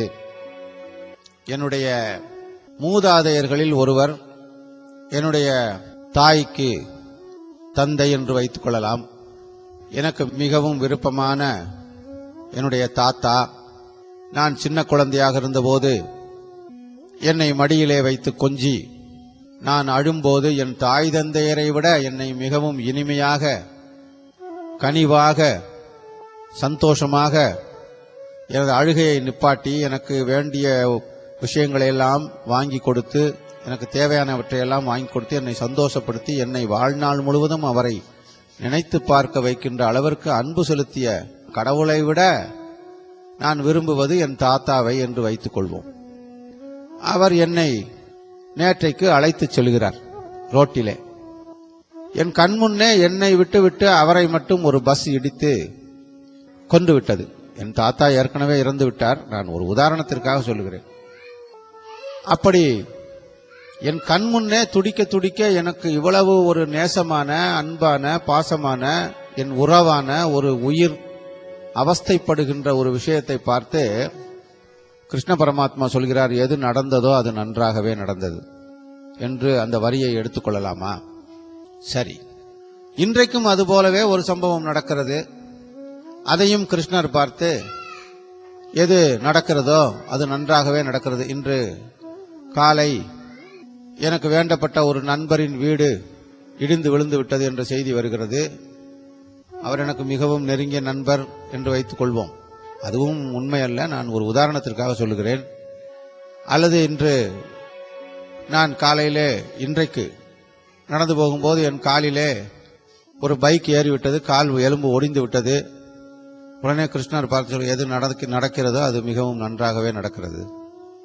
இப்போது நாளை நான் என்றோ ஒரு நாள் சாகத்தான் போகிறேன், இறக்கத்தான் போகிறேன். அதனையும் கிருஷ்ணர் பார்த்து, நீ சாக போகிறாய், எனவே எது நடக்க இருக்கிறதோ அதுவும் நன்றாகவே நடக்கும். இந்த 3மே எனக்கு பிடிக்காத விஷயங்கள் அல்லவா? என்ன இவர் கடவுளாக இருந்து கொண்டு இப்படி ஒரு தத்துவத்தை சொல்லி இருக்கிறாரே என்று நாம் நினைத்துக் கொள்ளலாமா? அப்படி என்றால் அந்த வரிகளிலே உள்ளார்ந்த அர்த்தம் என்ன? அங்கேதான் பகவத்கீதையிலே சொல்லப்பட்ட விஷயங்கள் ஒவ்வொன்றும் ஒவ்வொரு வரியிலும் பகுத்து உணரக்கூடிய, எது சரி எது தவறு என்று பகுத்து உணரக்கூடிய அந்த விவேகம் உள்ளவர்களினுடைய அந்த அறிவு செயல்படுகிறது என்றால், அதை எழுதியவர்களுடைய அறிவு எப்படிப்பட்டதாக இருக்கும்? பகவானே வியாசராகவே வந்து பிறந்தார் என்று சொல்லப்பட்டிருக்கிறது. அவர் எழுதிய அந்த கீதை, அவர் எழுதிய அந்த மகாபாரதத்திலே அந்த கீதை என்ற அந்த பகுதி, பகவத்கீதை என்ற பகுதி, ஒரு போர்க்களத்திலே சண்டை செய்ய சொல்லி ஒருவனுக்கு, நீ செய்யக்கூடிய விஷயம் நல்லவை, எதிர்த்தாப்புல இருக்கிறவங்களெல்லாம் கொல்லு, அவன் உங்க அப்பாவா இருந்தாலும் சரி, தாத்தாவா இருந்தாலும் சரி, பாட்டனா இருந்தாலும் சரி, மாமனா இருந்தாலும் சரி, மச்சனா இருந்தாலும் சரி, ஏன் குருவாவே இருந்தாலும் சரி, கொல்லு, அதை பத்தி தப்பு இல்லை என்று கூறுகின்ற வகையிலே அந்த பகவத்கீதை அமைந்திருக்கிறது. என்றால் அந்த பகவத்கீதையினுடைய அந்த செயல்பாடுகளும் இப்பொழுது நான் சொன்ன அந்த பகவானே நேரடியாக சொன்ன அந்த 3 வார்த்தைகளும் பொருந்தும். அதே போலத்தான் அந்த வார்த்தைகளையும் சொல்லியிருக்கிறார். எது நடந்ததோ அது நன்றாகவே நடந்தது, எது நடக்கிறதோ அது நன்றாகவே நடக்கிறது, எது நடக்க இருக்கிறதோ அதுவும் நன்றாகவே நடக்கும். நாளை இந்த உலகம் அழியும், ஆம் நன்றாகவே நடக்கும். நேற்று சுனாமி வந்தது, ஆம் நன்றாகவே வந்தது. இப்படி ஒவ்வொரு விஷயத்தையும் அவர் சொல்லும் பொழுது அதில் ஆழமாக நாம் பகுத்து உணர வேண்டும் என்பதுதான் பகுத்தறிவாக நமக்கு கொடுக்க, 6வது அறிவை நமக்கு ஆண்டவன் கொடுத்தது. எது நன்மை, எது தீமை, எது சரி, எது தவறு என்று புரிந்து கொள்வதற்காக கொடுக்கப்பட்ட அறிவு. அதை கொடுத்தவரே ஆண்டவன் தான், அவரே இல்லை என்று நாம் நம்முடைய பகுத்தறிவால் கண்டுபிடிக்க முயல்கிறோம் என்றால் இதைவிட ஒரு கேவலமான ஒரு விஷயம் என்ன என்று நாம் புரிந்து கொள்ள வேண்டும். சிருஷ்டிகர்த்தாவே இல்லை என்று, அம்மா இல்லை, அப்பா இல்லை, நான் வந்தது நேரா வானத்திலிருந்து குதித்தேன். வானம் யாரால் படைக்கப்பட்டது? அதற்கு மேலே ஒரு வானம் இருந்தது, அதிலிருந்து அந்த வானத்தில் குதித்து அந்த வானத்திலிருந்து அந்த வானத்தை யார் படைத்தது? கேள்விதான் கேட்டுக்கொண்டே போகலாம். அப்படிப்பட்ட ஒரு பிரம்ம சூட்சுமத்தை அறிவதற்கு நம்முடைய அறிவு போதாது என்பதை நாம் புரிந்து கொள்ள வேண்டும். இப்போது அந்த வார்த்தையின் விஷயத்திற்கு வருகிறேன். அதாவது விதி என்ற ஒரு அமைப்பை இறைவன் உருவாக்கி இருக்கிறார். இந்த பிரபஞ்சத்திலே, இந்த பூமியிலே இந்த உயிர்களுக்கான ஒரு விதியை உருவாக்கி இருக்கிறார். நேற்று நடந்த ஒரு சம்பவத்திற்கான விதி நான் எழுதி வைத்தபடி மிக நன்றாகவே நடந்தது என்பதுதான் இந்த வார்த்தையினுடைய பொருள். இன்று நான் எழுதி வைத்திருக்கின்ற விதியின்படி நடக்கின்றது, அதுவும் மிகச் சரியாகவே நடக்கின்றது என்பதுதான் அடுத்த வார்த்தையினுடைய விளக்கம். நாளை என்ன நடக்கிறதோ, நடக்க இருக்கிறதோ, அதற்காக நான் எழுதி வைத்திருக்கின்ற விதியின்படியே நடக்கும், அதுவும் நன்றாகவே நடக்கும், சரியாகவே நடக்கும் என்பதைத்தான் பகவான் கிருஷ்ணர் நமக்கெல்லாம் புரியும்படியாக அர்ஜுனனுக்கு உபதேசித்து அவன் வாயிலாக நம்ம பூமிக்கு, நம்முடைய உயிர்களுக்கு, அனைவருக்கும், மனிதர்களுக்கு சொல்ல வைத்தார் என்றுதான் அந்த வியாசர் மூலமாக இறைவனே அவதார புருஷராக வியாசராக பிறந்து சொன்னார் என்று நாம் எடுத்துக்கொள்ள வேண்டும். எனவே இந்த கருட புராணமோ அல்லது இன்னும் 18 புராணங்களில் சொல்லப்பட்டிருக்கின்ற விஷயங்களோ வெறும் கற்பனை கதையாக இருந்தாலும் கூட, அல்லது கற்பனைக்கும் கூட எட்டாத விஷயங்களாக இருக்கின்றன. இதற்றை 1% கூட இதில் உண்மை இருப்பதாக அறிவுபூர்வமாகவோ விஞ்ஞான பூர்வமாகவோ நீங்கள் ஏற்றுக்கொள்ள முடியாது என்ற ஒரு கட்டம் வந்தால் கூட, ஃபூல் ப்ரூஃப் மெத்தட் என்று சொல்வார்களே, கண்மூடித்தனமான ஒரு நம்பிக்கை, அப்படித்தான் ஆன்மீகத்தை வைத்துக் கொள்ள வேண்டும். ஒரு குழந்தை தன் தந்தை, தாய் அல்லது தன் உற்றார் உறவினர் இறக்கவே மாட்டார்கள் என்று எப்படி நம்பிக்கொண்டிருக்கிறதோ, நானும் இறக்கவே மாட்டேன் என்று எப்படி நம்பிக்கொண்டிருக்கின்றதோ, ஆனால் ஒரு நாள் இந்த இரண்டும் நிகழ்கின்றது என்பதை நம்பும் பொழுது, அப்பொழுதுதான் அந்த ஜீவன் நம்புகிறது. அதுவரை நம்பாத விஷயங்கள், நடக்கக்கூடாத விஷயங்கள் என்று நம்புவது தவறானது. எனவே நடக்கலாம் என்று சொல்வதை விட நடக்கும் என்று நம்புவதே மேல். அந்த நம்பிக்கைதான் வாழ்க்கை. பொதுவாக மனிதன் எப்போதுமே மகிழ்ச்சி மற்றும் சந்தோஷத்தையே விரும்புவன். மனிதன் மட்டுமல்ல, மற்ற உயிர்களும் அப்படித்தான்.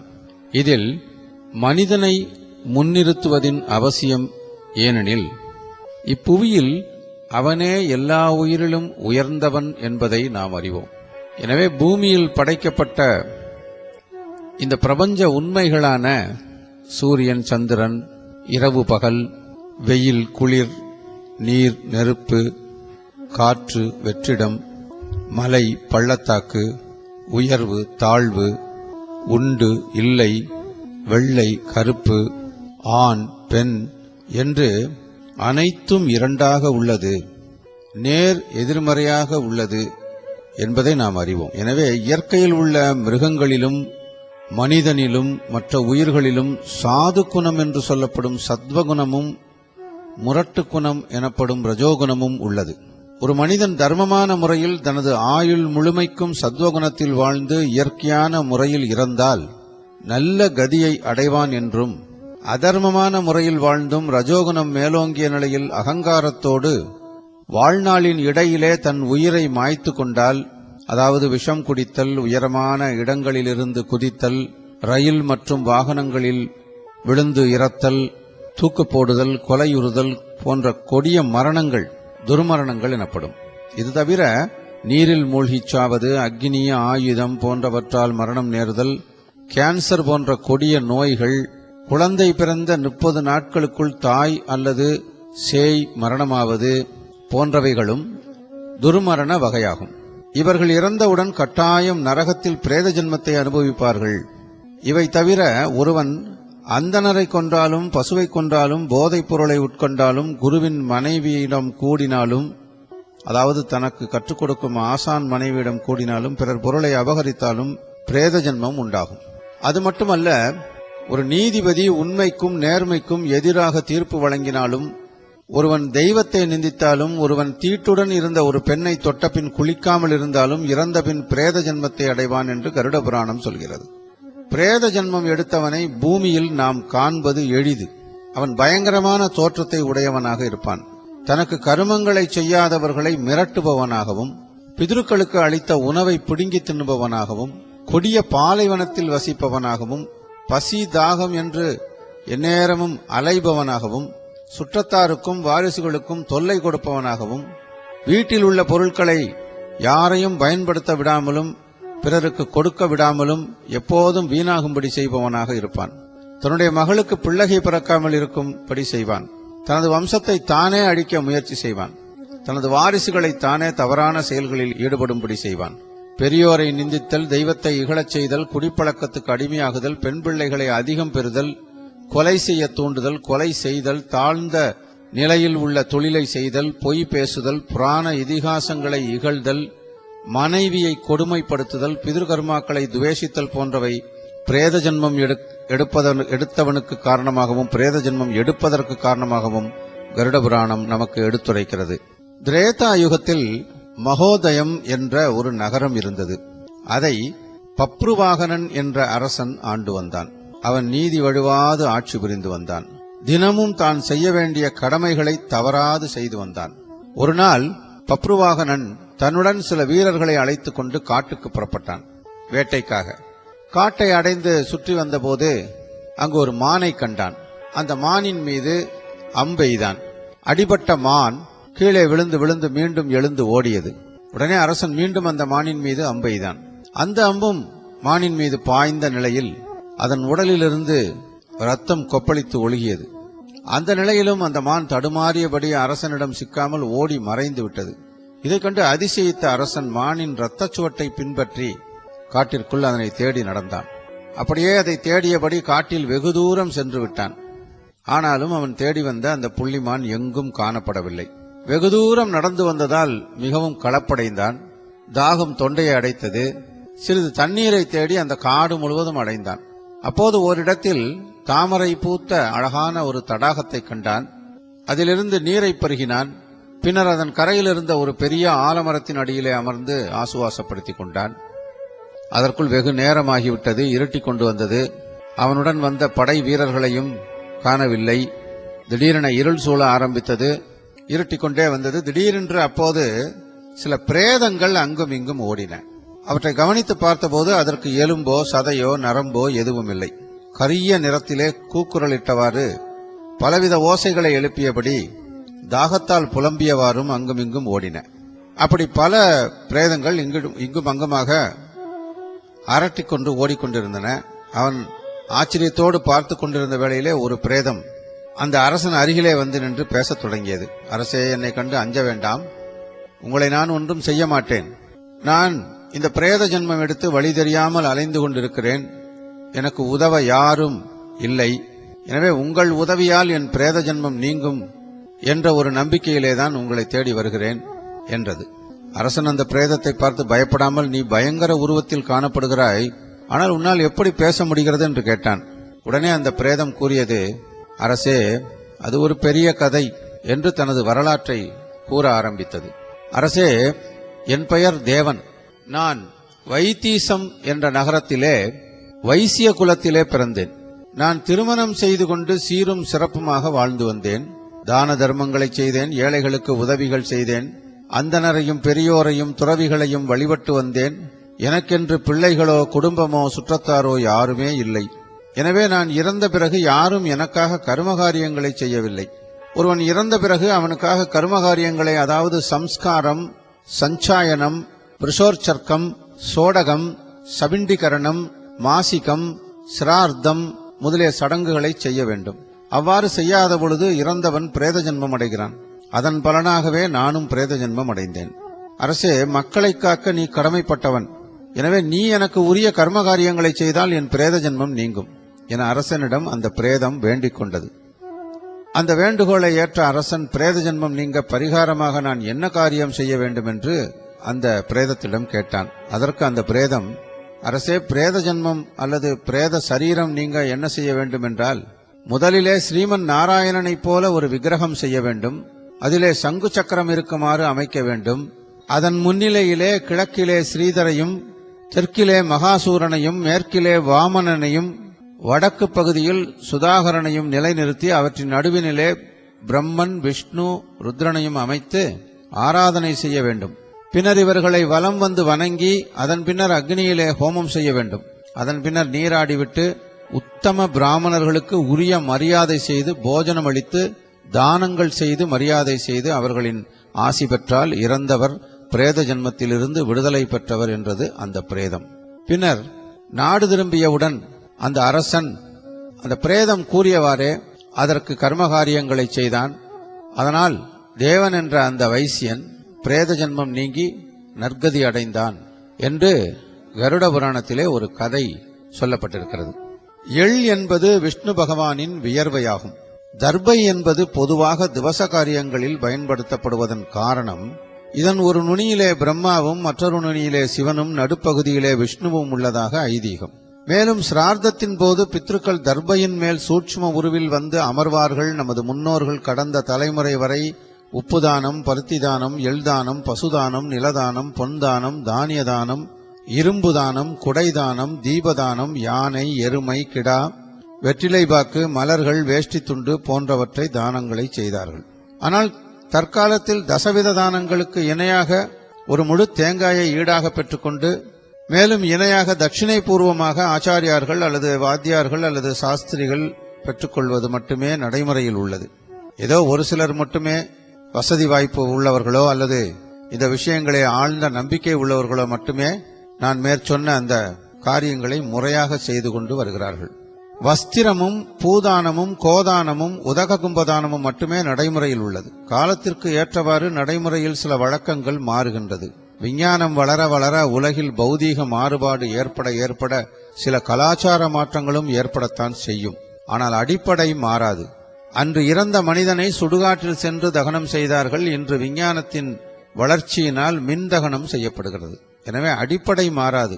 காலங்கள் மாறினாலும் கோலங்கள் மாறினாலும் அடிப்படை மாறாது. மனிதன் இறந்தால் ஆவி வேறு உடல் வேறாக பிரிவது மாறவே மாறாது என்பதை நாம் நன்கு ஆழமாக புரிந்து கொள்ள வேண்டும்.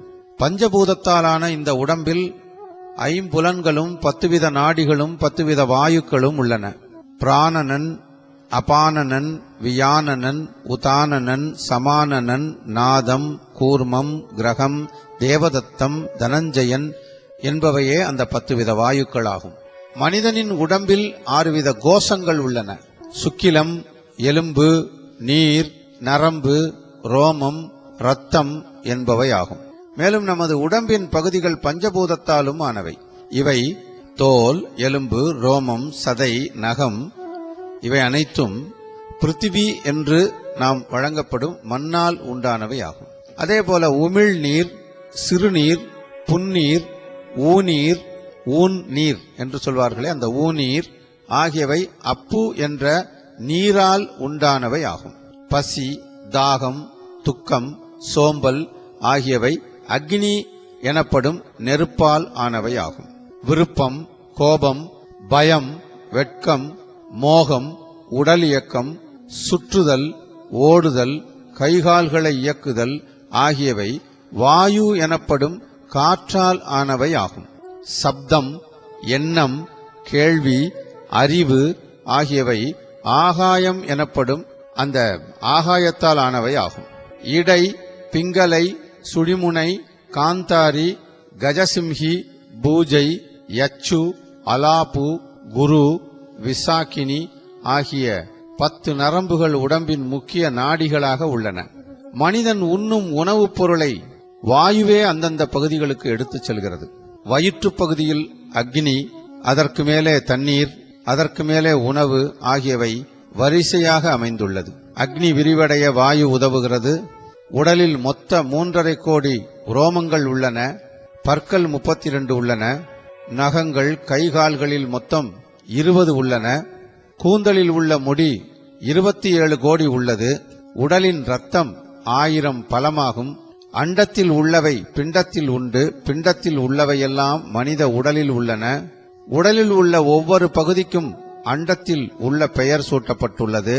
உள்ளங்கால் அதலலோகம் என்றும், கணுக்கால் விதலலோகம் என்றும், முழங்கால் சுதலலோகம் என்றும், முழங்காலுக்கு மேல் பகுதி நிதலலோகம் என்றும், குஹ்யம் ரசாதலம் என்ற லோகத்தையும், இடைப்பகுதி பாதாளம் என்ற லோகத்தையும், நாபி பூலோகத்தையும், இதயம் சொர்க்கலோகத்தையும், தோள்கள் மகாலோகத்தையும், முகம் ஜனலோகத்தையும், நெற்றி நவலோகத்தையும், தலை சத்தியலோகத்தையும், மேலும் மனித உடலில் 14 உலகங்களும் சப்த குலாசங்களும் தீவுகளும் நவக்கிரகங்களும் உள்ளன. ஒரு ஜீவன் கர்ப்பத்தில் தோன்றும் போதே அதற்கு ஆயுள், கல்வி, அறிவு, கோபம், யோகம், போகம் ஆகியவை நிர்ணயிக்கப்படுகின்றன. இந்த இடத்தில் வாழ வேண்டும், இங்கு வேலை செய்ய வேண்டும், இன்ன வயதில் இன்ன சம்பவம் நடக்க வேண்டும், இந்த நேரத்தில் இந்த இடத்தில் இந்த விதமாக மரணம் நிகழ வேண்டும் என்று பிரம்மன் எழுதி வைத்து விடுவதாக கருட புராணம் சொல்கிறது. வைத்தரணி நதி என்பது யமபுரிக்கு செல்லும் வழியில் உள்ளது என்று ஏற்கனவே நான் குறிப்பிட்டிருக்கிறேன். அதில் விழுந்து அவதிப்படுபவர்கள் யார் என்று கூறுகிறேன்.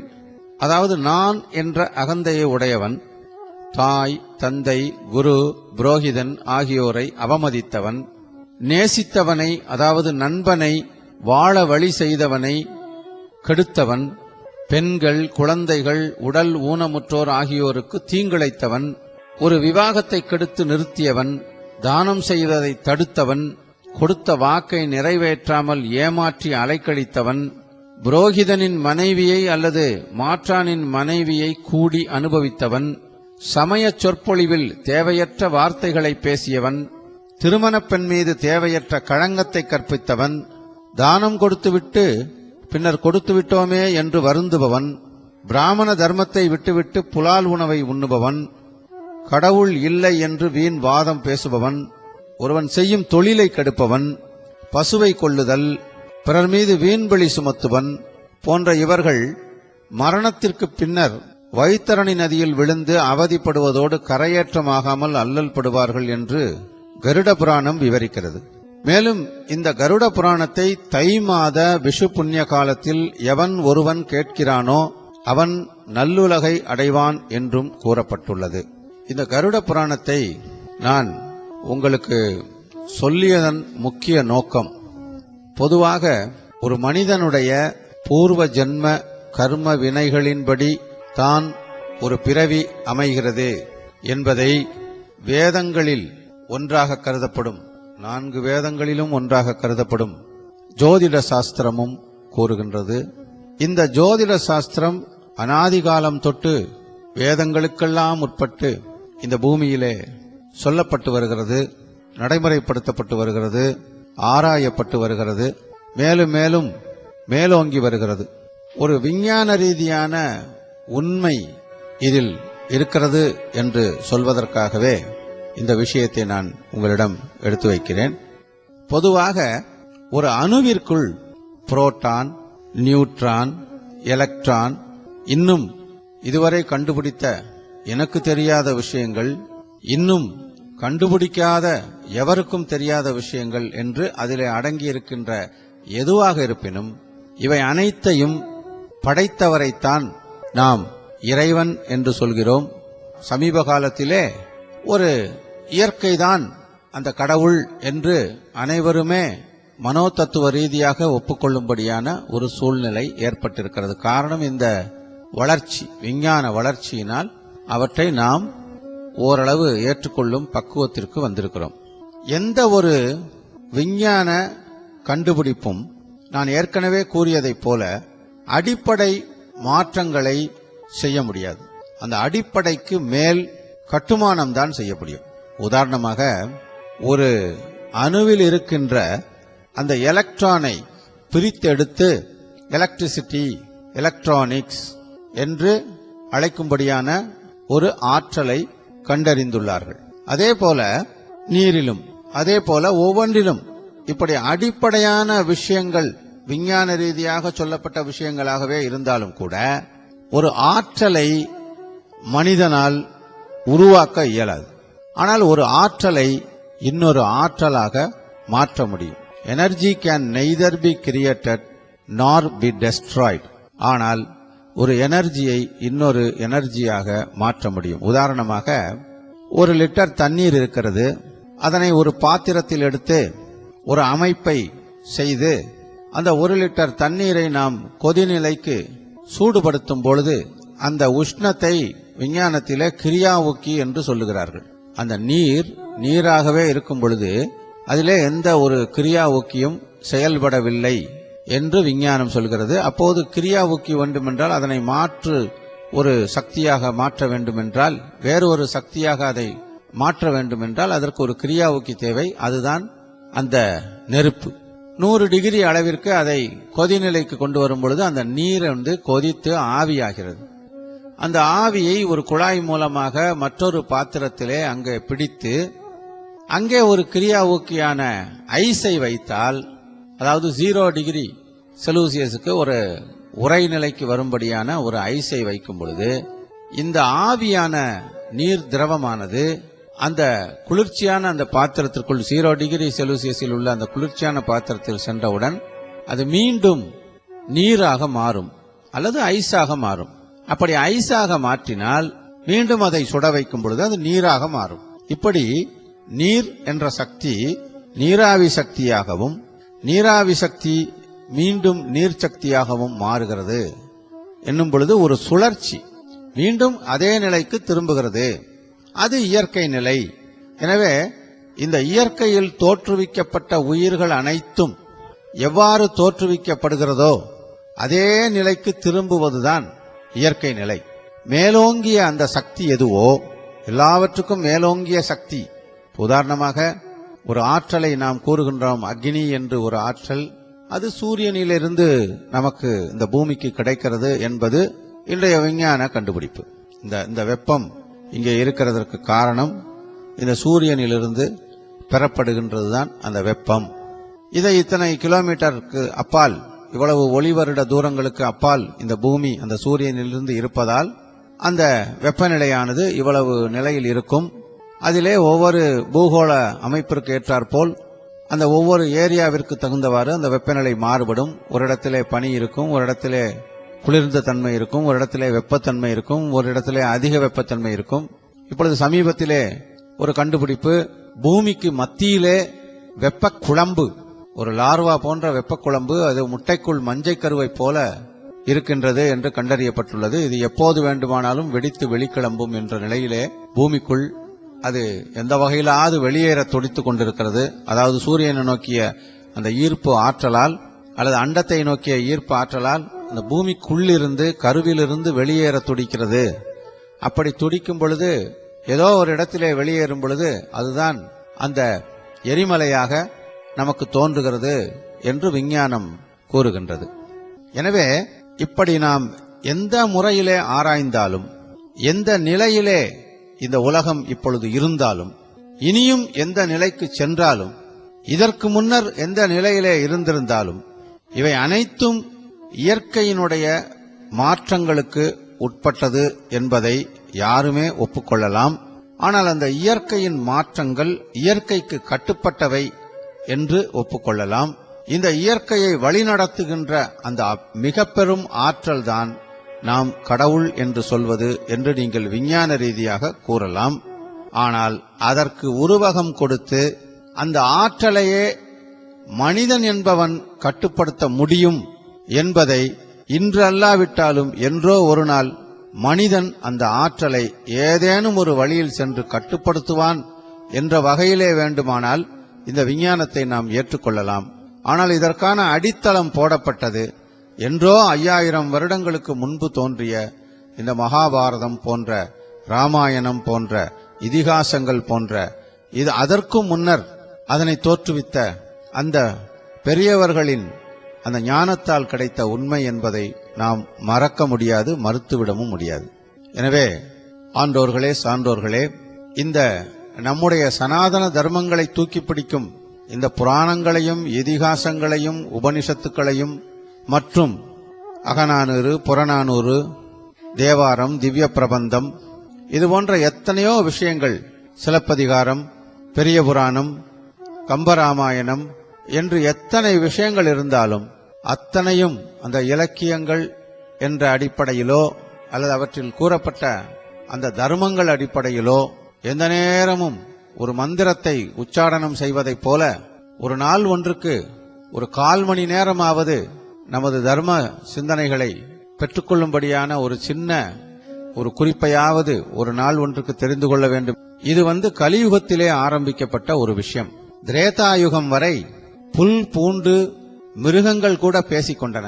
ஒரு அகத்தியர் பெருமான், சித்தராக இருக்கின்ற அந்த அகத்தியர் பெருமான் ஒரு மரத்தோட்டத்தில், பழமரங்கள் நிறைந்த ஒரு உயரமான கனிகளை கொடுக்கின்ற மரங்கள் நிறைந்த தோட்டத்திலே அவர் சென்று கொண்டிருக்கும் பொழுது அவருக்கு திடீரென்று ஒரு ஆசை. அவா இதோ இந்த மரத்திலே இருக்கின்ற கனி பார்ப்பதற்கு மிக அழகாகவும் புசிப்பதற்கு ஒரு இனிமையாகவும் இருக்கிறது, இது கிடைத்தால் நன்றாக இருக்குமே என்று அவர் நினைத்த மாத்திரத்திலே அந்த மரம் வளைந்து அந்த கனியை அந்த அகத்திய மாமுனிவருக்கு கொடுக்கும் என்று நான் அந்த தர்ம நூல்களிலே எங்கோ படித்த ஞாபகம். இப்படிப்பட்ட ஒரு வேதங்களை கற்றறிந்த, உண்மையில் சொல்லப்போனால் கல்வி என்பது அன்றைக்கு முதலிலே ஒரு மனிதன் இந்த பிரபஞ்சம் குறித்த அறிவை பெற்றிருக்க வேண்டும் என்பதிலேயே மிக கவனமாக இருந்தது. எனவேதான் மானுடன் தன்னைத்தானே எல்லா வகையிலும் சமநோக்கிலே பார்த்து கொண்டு உயர்ந்தவன் தாழ்ந்தவன் என்ற ஒரு விஷயத்தை அவர்களுக்குள் வைத்துக் கொள்ளாது வாழ்ந்தார்கள். ஆனால் தவறுகள் இல்லாத ஒரு உலகமும் இந்த உலகத்தில் இல்லாமல் இல்லை. நான் தான் முதலிலே சொன்னேன், இந்த நிகழ்ச்சியின் துவக்கத்திலே சொன்னேன், எல்லாவற்றிலும் 2 உண்டு. இது படைப்பின் ரகசியம், நானோ நீங்களோ ஏற்படுத்தியது அல்ல. அப்படி ஏற்படுத்தி இருந்தாலும் கூட அது இந்த இயற்கையின் கட்டுப்பாட்டிலே உண்டாக்கப்பட்ட ஒன்று என்பதை நாம் உணர்ந்து கொள்ள வேண்டும்.